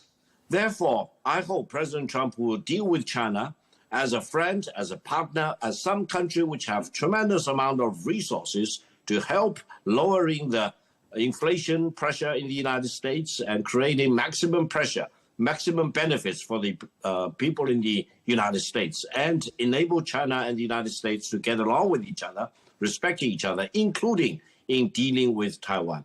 On the Chinese side, there is no rush. For example, there is no deadline of 2025 or 2027 on two preconditions. One is that no one in Taiwan really wants to declare independence. Secondly, no foreign country wants to be stupid enough to, for example, send troops to Taiwan or establish diplomatic and military government-to-government cooperation with Taiwan, which is a complete violation of the One China policy. Let's be reasonable and let's eventually work towards peaceful reunification, no matter how long it may take. Okay, well, you've had the last word. Victor Gao, very much appreciate those observations and looking forward to speaking to you and to Ambassador Thomas Pickering as we watch developments unfold during the next 4 years of the Trump administration. Thank you both very much indeed.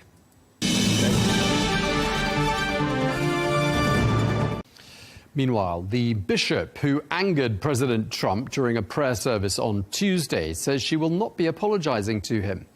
Marianne Edgar Budd made a direct appeal to the president during a post-inaugural prayer service, asking the president to show mercy to citizens who may be fearful of his presidency, including migrants who are in the US illegally. Well, the president said the bishop and her church owed the public an apology, and he described the church service as having been boring and uninspiring. Let's take a listen to her remarks. Let me make one final plea, Mr. President. Millions have put their trust in you. And as you told the nation yesterday, you have felt the providential hand of a loving God.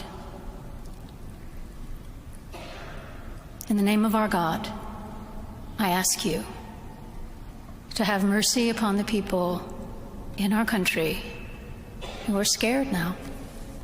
And the people who pick our crops and clean our office buildings, who labor in poultry farms and meatpacking plants, who wash the dishes after we eat in restaurants and work the night shifts in hospitals. They may not be citizens or have the proper documentation, but the vast majority of immigrants are not criminals. Well, for more on this, we can speak now to Pastor Mark Burns, who is President Trump's personal spiritual advisor, who joins us now from South Carolina. Thank you so much for joining us once again, Pastor Burns. Good to see you. We've got lots to talk about today, but I'd like to start by asking you about that bishop who we were just listening to before we crossed to you. She issued that plea of mercy to President Trump at a church service on Tuesday. Didn't go down very well with the president. Was she wrong to issue that plea of mercy? Well, you know, I know some may call it a plea of mercy, but it's really not a plea of mercy. It's pushing false propaganda and a woke agenda message that the American people rejected. And they rejected it because they reelected Donald Trump as the 47th president of the United States of America. Gay people in America have nothing to fear. Immigrants in America have nothing to fear. Criminal elements of illegal aliens or illegal immigrants, they have everything to fear. Those bad characters that have infiltrated our nation to do harm, with child sex trafficking, drugs that are pouring in through these bad characters, the rapings and the violent crimes that the FBI has reported, over 700,000 violent crimes by undocumented aliens. Those individuals have everything to worry about because, again, the president has made it very clear, we're coming after you, we're deporting you back to the country you've come from. And to those other illegal immigrants that are here that are just wanting to find a better life, those people, we want them to go through the process the correct way, to not be here illegally. For we need to know who you are and where you come from. And so that's the true message. But this woke agenda message that this so-called bishop who embarrassed her faith, embarrassed her denomination, and took another time to push a democratic woke agenda political message that the American people as a whole has rejected, she should be ashamed of herself. She should resign or be removed from her post immediately. Yeah, I mean, Bishop Marianne Edgar Budd said she felt compelled to speak up. I mean, shouldn't people speak up in a democracy? You might not like what they say, and you can disregard it, can't you? Well, I think that there's a time and a place for everything, the Bible says. There's a time for everything, and that was not the time to push her woke, rejected agenda message onto the American people in front of the president when she was there to bring unity, peace, comfort, and joy, that there's a new dawn. Whether she agrees with President Trump's policies or not, her position is to be a spiritual guide. Again, it'd have been different if she would have said something like, Mr. President, I'm so grateful that you're here, and let us make sure that we do everything we can to keep God at the center of our message and the policies that we have, that the poor get fed, that the less unfortunate get taken care of. That's a message of plea and a message of mercy to the less fortunate, of all races and all colors, genders and sex. But to push the woke message that has been rejected by the American people, the woke message by suggesting that gay people or members of the LGBTQ community have to worry about their safety and their freedom and their rights, to suggest that the immigrant in this nation, which is the bedrock of America, we are the great melting pot of immigrants from all over the world, to suggest that immigrants have to worry under the Trump administration. That is the same message that Kamala Harris and Joe Biden and Barack Obama was pushing to keep people from voting for Donald Trump. But we see the message being rejected, just like in New York City, where Mayor Eric Adams is now pushing, identifying the migrant crisis that is happening in the city. He said the Democratic Party has left him.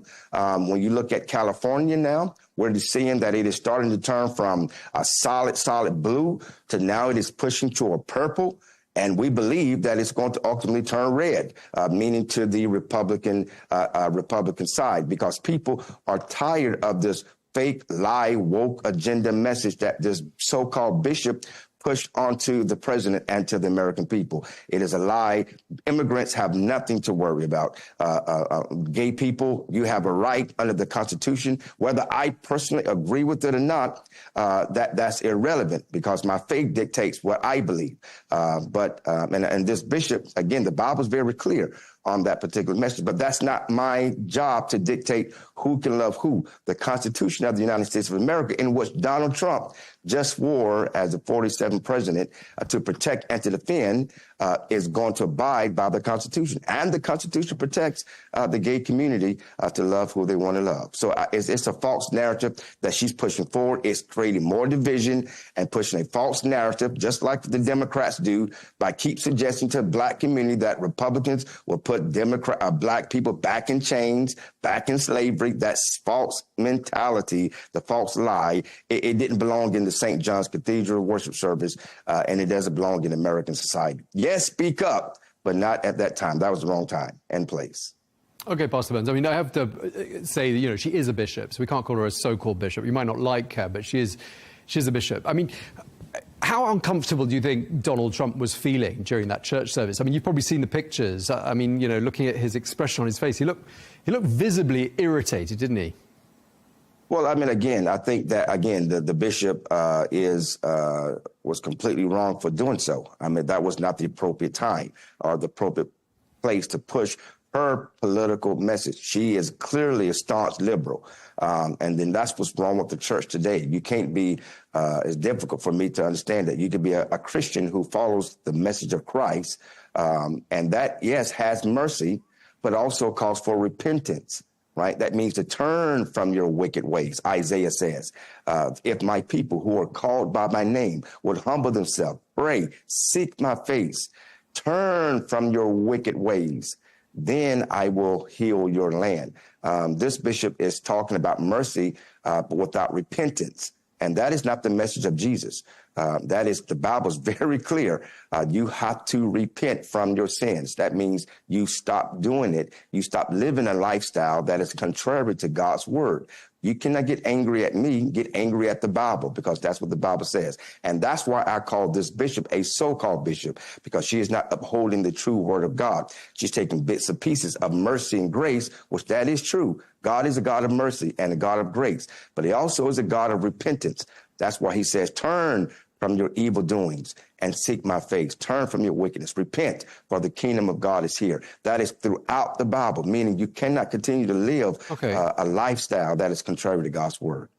All right, would you say the Pope is a so-called Pope? Because he's said things that are quite similar to what Bishop Budd said. He's called President Trump not Christian because of his views on migration. He said there's no room for hatred, there's no room for discrimination, there's no room for exclusion. How's that any different from what the bishop said? Well, I would agree. I think the Pope most definitely is a so-called Pope. He does not, again, and you have the own Catholic community that is uproaring, your own Catholic community that is speaking against their own Pope, that submits to the authority of the Pope. And so if the Catholic community is being divided by what their Pope is saying, then absolutely, I agree. To push the Caliph on the nativity scene, to push a political message by pushing an agenda, that is absolutely not the place of the Pope. And it's very disappointing to see his very liberal views on that community when the Bible is very clear on our stance. And it's not my personal opinion on that particular matter. It is the opinion of the Word of God. And the Pope should be laying down the foundation of what God's Word says. Concerning the migrants, the Pope has a wall in the Vatican City. I think he's extremely hypocritical. He is not letting anyone inside the Vatican City. He is not letting anyone just cannot go through the gates. Let's drop off tens of thousands of migrants in his city and see how he responds. That's the same thing that's happening to New York City, Eric Adams, when, all the migrants are saying, yes, come to New York. And then when they come, they realize, oh, my God, this is not a good idea because the citizens are complaining. This is not a good idea. Crime is going up. This is not a good idea. We got to do something about this. So the Pope is hypocritical to talk about migrants when he himself has a wall around the Vatican City and you have to have special clearance to enter inside the Vatican. So that's very hypocritical. I'm not sure when you last went to the Vatican, because the last time I went there, it was quite easy to sort of walk in and out and enjoy St. Peter's Square and enjoy the enormous... Well, I'm not talking about the public locations of St. Peter's Square. That's not what I'm talking about. I'm talking about the sanctuaries of the Pope. And again, even your own home. You don't let anybody inside your own home. I can't just walk inside your home. Right? It's your dominion. You are responsible for your family. I don't know if you're married or if you have children, but you're responsible for your family. You will not just let anyone, no matter how much you love people, no matter how much you want to help people, you won't just let me into your home without permission. And that's all that's been taking place, to suggest that any and everybody could come to your house, into your bedroom, into your kitchen without your permission. It's preposterous. And that's all that the president is saying. It's very hypocritical for people to suggest that. We should help people. Absolutely. Help the poor. Absolutely help those that are less fortunate. But we should not break the law to do it. We should not just let people in when there is a process put in place for people who are in those situations to follow, but they choose to break the law. And most people who come here to by breaking the law are already people who you should question their true motives as to why they are there. If I break into your house, you're not going to sit me down for a cup of tea right after. You're going to kick me out and throw me in jail. I won't kick you out, Pastor Burns. I'd sit you down and have a chat with you. But listen, the statistics don't support that argument. The statistics suggest that immigrants who come to the United States are actually less likely to commit crimes than people who are born in the United States. So that argument doesn't really hold water, does it?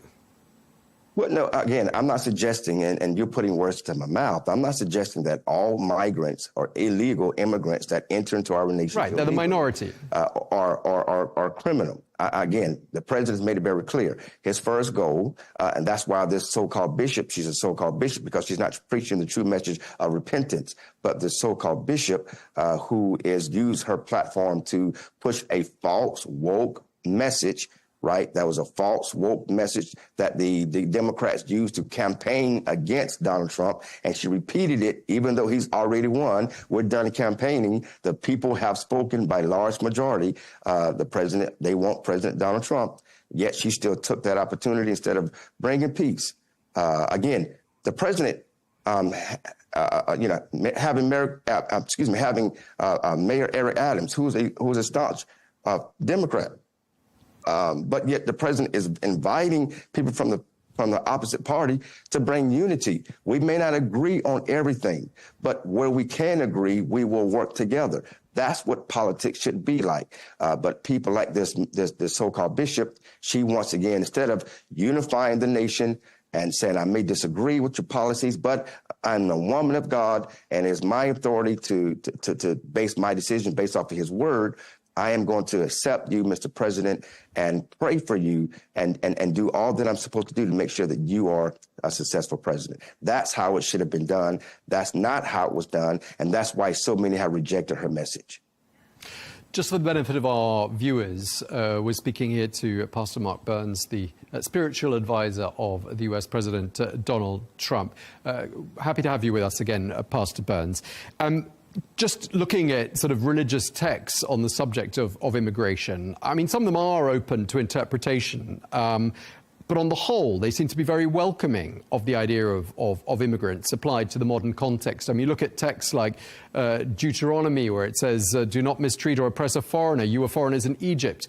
Or Galatians that says, neither a slave nor free, there is no male nor female, you're all one in Jesus Christ. I mean, it is quite a loving sort of set of texts when it comes to the subject of welcoming people into your country and not treating people like outsiders. How do you reconcile not being welcoming to people entering the United States with those sorts of texts? Well, see, I think, again, you're putting words into our mouths. I'm not putting words into your mouth. I'm asking you to reflect on those texts. Well, I don't think that we're not welcoming. That's what I mean. I don't think we're not welcoming at all. Jesus also said this to his apostles, render unto Caesar what belongs to Caesar. Render unto God what belongs to God. In other words, the apostles were talking to Jesus about the law of the taxes. And Jesus repeated that message to the apostles. We are supposed to render unto Caesar what belongs to him, the law. Render to God what belongs to God. America is not welcoming to the migrant or the immigrants, not at all. We're simply saying that we want you to come, but come through the right process. You are creating a false narrative, again, that America is just so vile against immigrants, and that's not the case at all. Black people in America are immigrants. Matter of fact, almost every race in America are immigrants, with the exception of the Native American Indians, like the Cherokee and the Navajo. But outside of that, most of us are ancestors to immigrants. And so to suggest that we are not welcoming is a lie. We are to not break the law. We're not to break the law to help those who are breaking the current law. It is our job to uphold the law. And of course, I may have a personal desire to help somebody who was here illegally, but also my conviction will have me remember what Jesus said. I cannot break the law. I need to render to Caesar that belongs to him. Honor what belongs to Caesar. That is the law of the land. And right now, the law says you can come to America. We are welcoming you to America. We can help you in America. We can help get you jobs. We can help raise your family in America.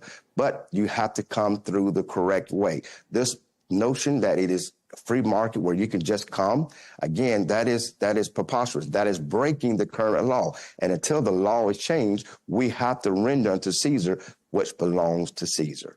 But it sounds like, in a way, you agree with some of what Bishop Budd said, because she said the vast majority of immigrants are not criminals. They pay their taxes. They're good neighbors. Yes. I disagree with that part is true. Yeah, that's true. So does the president. So does the president. The president doesn't disagree with that. Again, we're talking about the criminal elements that have infiltrated our nation illegally. And there's a large majority, but it doesn't matter. Again, the fact is they're creating devious criminal acts. And unfortunately, we don't know who that may be. We do know that if you come here illegally, when there is a legal process to do so, and many of these people who are coming through here illegally, I'm happy we're putting a stop to this because, again, those people who do want a better life, who do want to come here to pay taxes, who do want to change, raise their children in safety, what education, etc., those people are getting raped. Those people are getting taken advantage of by some bad characters. Those people are getting sold into sex slavery. Those people are going missing. Those people are getting their lives destroyed by these mules that are taking advantage. But how can you know who's who? How do you know who's doing that versus who's not doing that? We have to know who they are. To suggest, again, I use the analogy of the house, and I disagree with you. I don't think you would sit me down for a cup of tea. You may know Pastor Mark Burns. He may say, hey, you'll sit me down. But if a random person showed up in your house, broke in your house, right, in the middle of the night, sir, you are not going to sit them down for a cup of tea and have a chat. You're not. You're going to pick up your gun, if you have one, or your bat, or your knife, and you're going to defend your home and ask questions later. So please don't try to create this false narrative that we are incorrect for people who are coming to us illegally, not legally, but illegally. They're coming here on day one, breaking the law. That is not a good look. When there is a process to come here legally. That's all the president has asked for. That's what the American people are asking for. Remember, in the 1930s, we had the Manhattan, the immigration came through the Manhattan Island. And so, therefore, I'm pushing the agenda of recreating what's called the Manhattan Project. The Ellis Island Project. Ellis Island, where the Statue of Liberty was. And in Ellis Island, where immigrants came in and they were processed quickly. We knew who they were. We knew where they come from. You can go to Ancestry.com and look at your great-great-grandmother, great-great-great-grandfather when they first came into America. We knew, where they lived. We knew we had their name, their sex, you understand what I mean? They entered and they came through quickly. That's something that I'm pushing forward, where we recreate the Ellis Island Project, where that helps immigrants come into our nation quickly, those that can add to, those that brings value to America. Many are discussing this very same project. So to continuously push the false narrative that Donald Trump despises immigrants or America is not welcoming to immigrants, that is a lie, sir. Many of us on the conservative side are compassionate for those that are seeking true asylum or seeking true safety in the walls of America, but they need to come through here legally. That's all we're asking. But again, I think you're lying to yourself to suggest that if I broke into your house illegally, you would sit me down for a cup of tea. That's foolish. You would get your knife or your gun and your bat, and you would try to bash my head in before you sit down and ask me any kind of questions.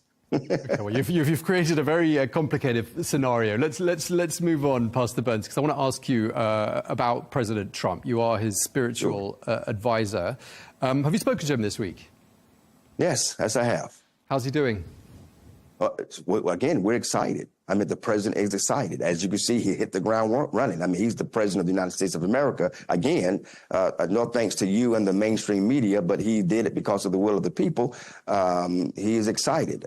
He is optimistic about the future. He knows that he needs to hand up God over his life to continuously do this job. He's more spiritual and more acceptable to spiritual advice. And that, I'm really excited about it. He is in tune to the voice of God, but also he knows his job, his role, not as the pastor of the United States of America, but as the president of the United States of America. Do you think he's changed much from his first term in office? Of course, absolutely. He's more wiser. He's more stronger. He was always smart and wise the first time, but he's even great. He knows what he's doing even more now. He knows where all of the nuances of being president and what he needs to do. That's why he's surrounding himself around strong supporters who knows his vision, and he knows that for a fact they will carry out his vision for America. None of these backdoor stabbing snakes, who will cut Donald Trump at the drop of a dime. None of these Judases that were surrounding him the first time he was president. No, he's putting himself around strong patriots, proven battleground patriots who have shown that they believe in the America First agenda and that they would do whatever it takes to support the political agenda and the policies of Donald J. Trump to make sure that his vision for America is actually carried out and not stabbed in the back by Judases who are surrounding him. And just lastly, Pastor Burns, you were at the inauguration. Yes. Tell us what you thought of that. And also just tell us lastly to conclude as well, how spiritual a man would you describe President Trump as being? Well, I think that the president is, especially as this second term has come around, the president is very much spiritual. Spiritual is a personal relationship with God. Meaning that he is in tune to the voice of God. He knows that those two-time assassination attempts was not a coincidence nor an accident, that the hand of God through the Lord Jesus Christ and the Holy Spirit guided thwarted those assassination attempts that was designed to kill him in the natural. And as I said to the president, right after that happened, that no weapon formed against you will prosper. Every tongue raised against you, it shall not prevail. And that's what has happened. He's more spiritual. And I think most people would be when you had a near-death experience where you would just sheer millimeters from having the side of your head blown off on national television, very similar to what happened to President Kennedy. And that video would have been played over and over and over again throughout the ages, just like the assassination of JFK that was captured for the whole world to see through the Zapruder film. So the president is very much spiritual. And the inauguration was absolutely beautiful to see so many came out to support the president, to be honored, to be asked to be in the Capitol, to watch the swearing-in ceremony, to see, Joe Biden and Kamala Harris have to sit there. And I want to congratulate them for at least doing that. I mean, they, I think, graciously, at least on camera, graciously took their defeat and listened to President Trump simply dismantle their whole 4 years agenda in his speech. And I'm happy he did. To let everybody know that America's back. But the festivities were amazing. I hosted the Multicultural Coalition U.S. Presidential Inaugural Ball, where we brought so many immigrants that you're talking about. So many immigrants from India, from the Native Americans, from Asians, and to the Islanders, to blacks, to whites, to Hispanics, all came together. Hindus, Christians, Muslims, Jews, all came together for my Multicultural Coalition U.S. Presidential Inaugural Ball. It was jam-packed at the Washington Times Auburn Ballroom. And these are people from all over the world, former presidents, current presidents from all over the world came to my ball to celebrate the inauguration of my friend of 10 years, President Donald John Trump. And so these are immigrants, and many of them are, whether they're first generation or second generation. Many are here on visas. They all came. It was the most successful jam-packed inaugural ball of the entire night. Many called it the hottest ticket that was in town. As Roger Stone, my friend, said, the hottest ticket in town, because everybody wanted to be there to celebrate. So it wasn't a black ball. It wasn't a white ball. It wasn't a Hispanic ball. It was America's ball, because all races came together to the Multicultural Coalition U.S. Presidential Inaugural Ball that I hosted with John Boyd and so many other great leaders that came together to shout in victory and celebrate my friend Donald John Trump. All right, well, it sounds like an amazing party. Thank you very much for sharing that with us, Pastor Mark Burns. Thanks for your time. Thanks, Tom. Well, let's get another perspective now. We can speak to Duchess Harris, who is a professor of American Studies and Politics at Macalester College, St. Paul. You're also the co-editor of Racially Writing the Republic, Racists, Race Rebels and Transformations of American Identity. Professor, great to have you with us. Now, I gather you have a connection to Reverend Marianne Edgar Budde, the Bishop of the Diocese of Washington. Just tell us a little bit about what sort of a person she is and how you know her. Well, good day to you, first of all. And she was the officiant of our wedding in 1994. Okay, and just tell us a little bit about who she is and what sort of things that are close to her heart. Sure. At the time, she was the head of St. John's Episcopal Church in Minneapolis. As many people know, she is now a bishop in Washington, D.C. And she has always been someone who has been a proponent for social justice issues. We were drawn to her as an African-American couple because she spoke about racial justice issues in the early 90s. And as we know now, she's been an advocate for queer children, trans children, and for immigrant families who feel threatened that they might be deported. Okay, and we were just speaking to President Trump's spiritual advisor, Pastor Mark Burns, who was quite scathing of her, called her a so-called bishop, and said that she was peddling a woke agenda which had been flatly rejected in the election by the US people. I mean, how do you respond to that kind of take on her words and her decision to issue that plea for mercy to the president? I mean, I'm not sure what a woke agenda is. What she called for is mercy. And it seems to me that that fits within the tenets of the Episcopal faith. I think that this would not be an issue if we truly had separation of church and state. But on Inauguration Day, President Trump brought into his speech that he was going to do the work of God. Okay, and it sounds to me like you've got some doubts. Well, I mean, this really speaks to, what your beliefs are. And so the thing about it is that as a scholar, I have to say that the United States is not a Christian nation. And so for people to stand on Christianity with their politics, particularly when they hold the highest office in the nation, then all of that needs to be questioned. But some might say that Bishop Budde was using the pulpit to challenge an elected official, the elected leader of the country, and that she should have stuck to, her job and not to challenge the president of the country. How do you respond to that sort of narrative? Well, in African-American tradition, we have something called call and response. And so President Trump called and she responded. And so that is within the purview of the role that she has as a bishop in a church that he has criticized previously.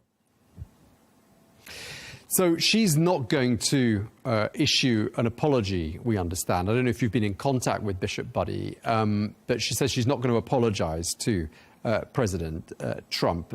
She's been threatened subsequently as well. I mean, what are you hearing about the circumstances and the nature of these threats? I think that it speaks to the mindset that we have now that if you disagree with someone philosophically, then you should threaten them with physical harm, which really goes against the notion of democracy and is quite egregious if one is saying that they are a Christian. Okay, I mean, it sounds like, some Christian communities are quite divided in terms of how they interpret religious texts. I mean, do you think this is part of it? I think that's a big part of it. I think that Americans are divided on how they interpret the Constitution. Okay, and do you think Bishop Budde will ultimately remain in that position as bishop of that church? I think so. I think so. Like, she's had a career that has lasted for more than 3 decades, and she's been consistent. So I can't imagine that she would change her position now. I mean, at the core of what she said, I mean, she was really talking about lots of people who might be fearing fear in the United States. And we've been speaking a lot on this program about the issue of migration in the United States. Interestingly, one Republican, Mike Collins of Georgia, suggested that Bishop Buddy be deported. But why is immigration such a hot topic in the United States? I mean, is it really, is there really a sense that it's been so mismanaged by the authorities there? Well, first of all, if we are to deport Bishop Buddy, I hope that New Jersey would welcome her, because that is where she is from. And I think that we all understand that immigration is such a hot button issue because it has to do with labor and economics.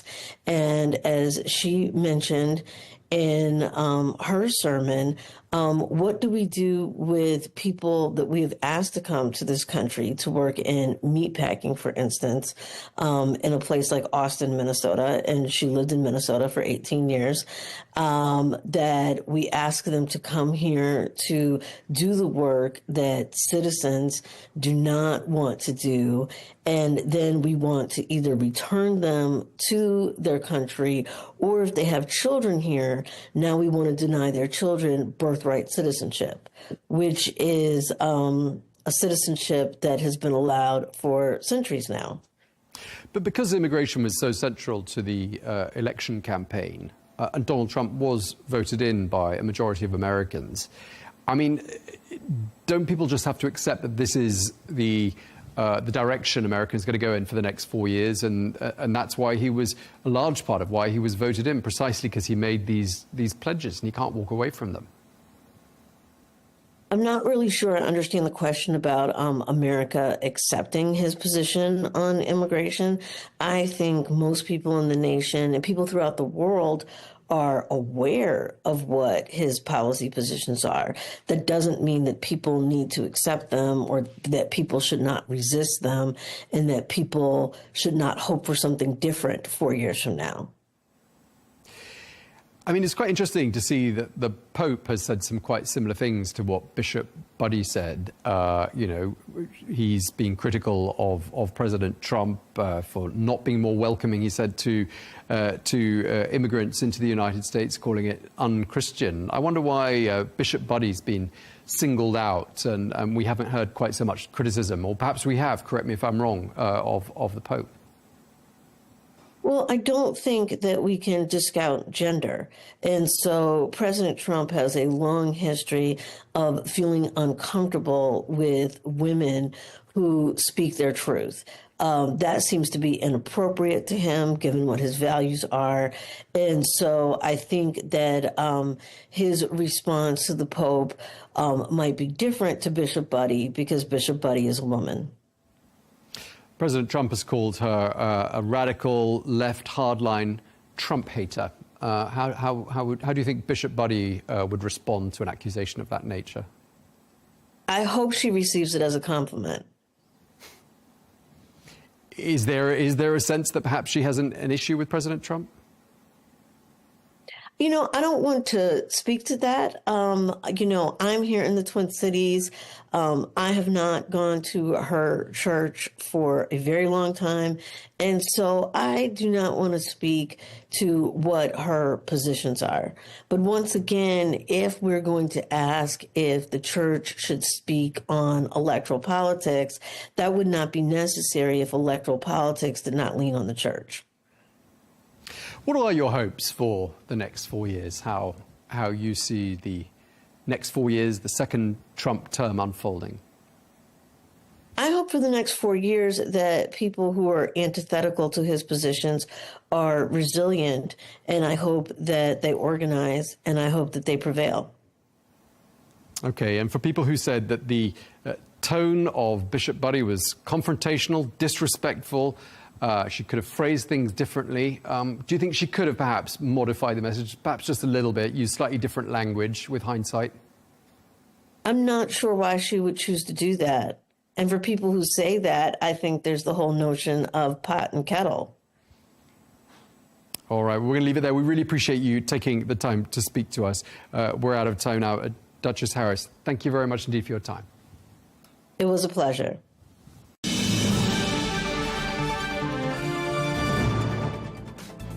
Well, that is all we have time for on Global News today. Thank you very much indeed for watching. Be sure to join us again on Monday for more exclusive interviews. Until then, bye-bye.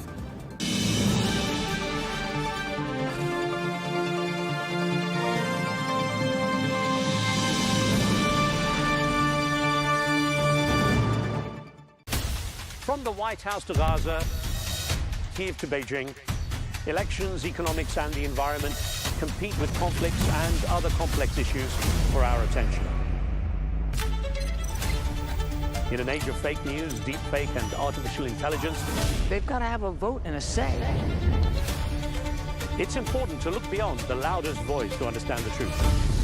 From newsmakers to groundbreakers, My campaign is going very well. presidents, prime ministers, princes and peacemakers, and cultural tastemakers,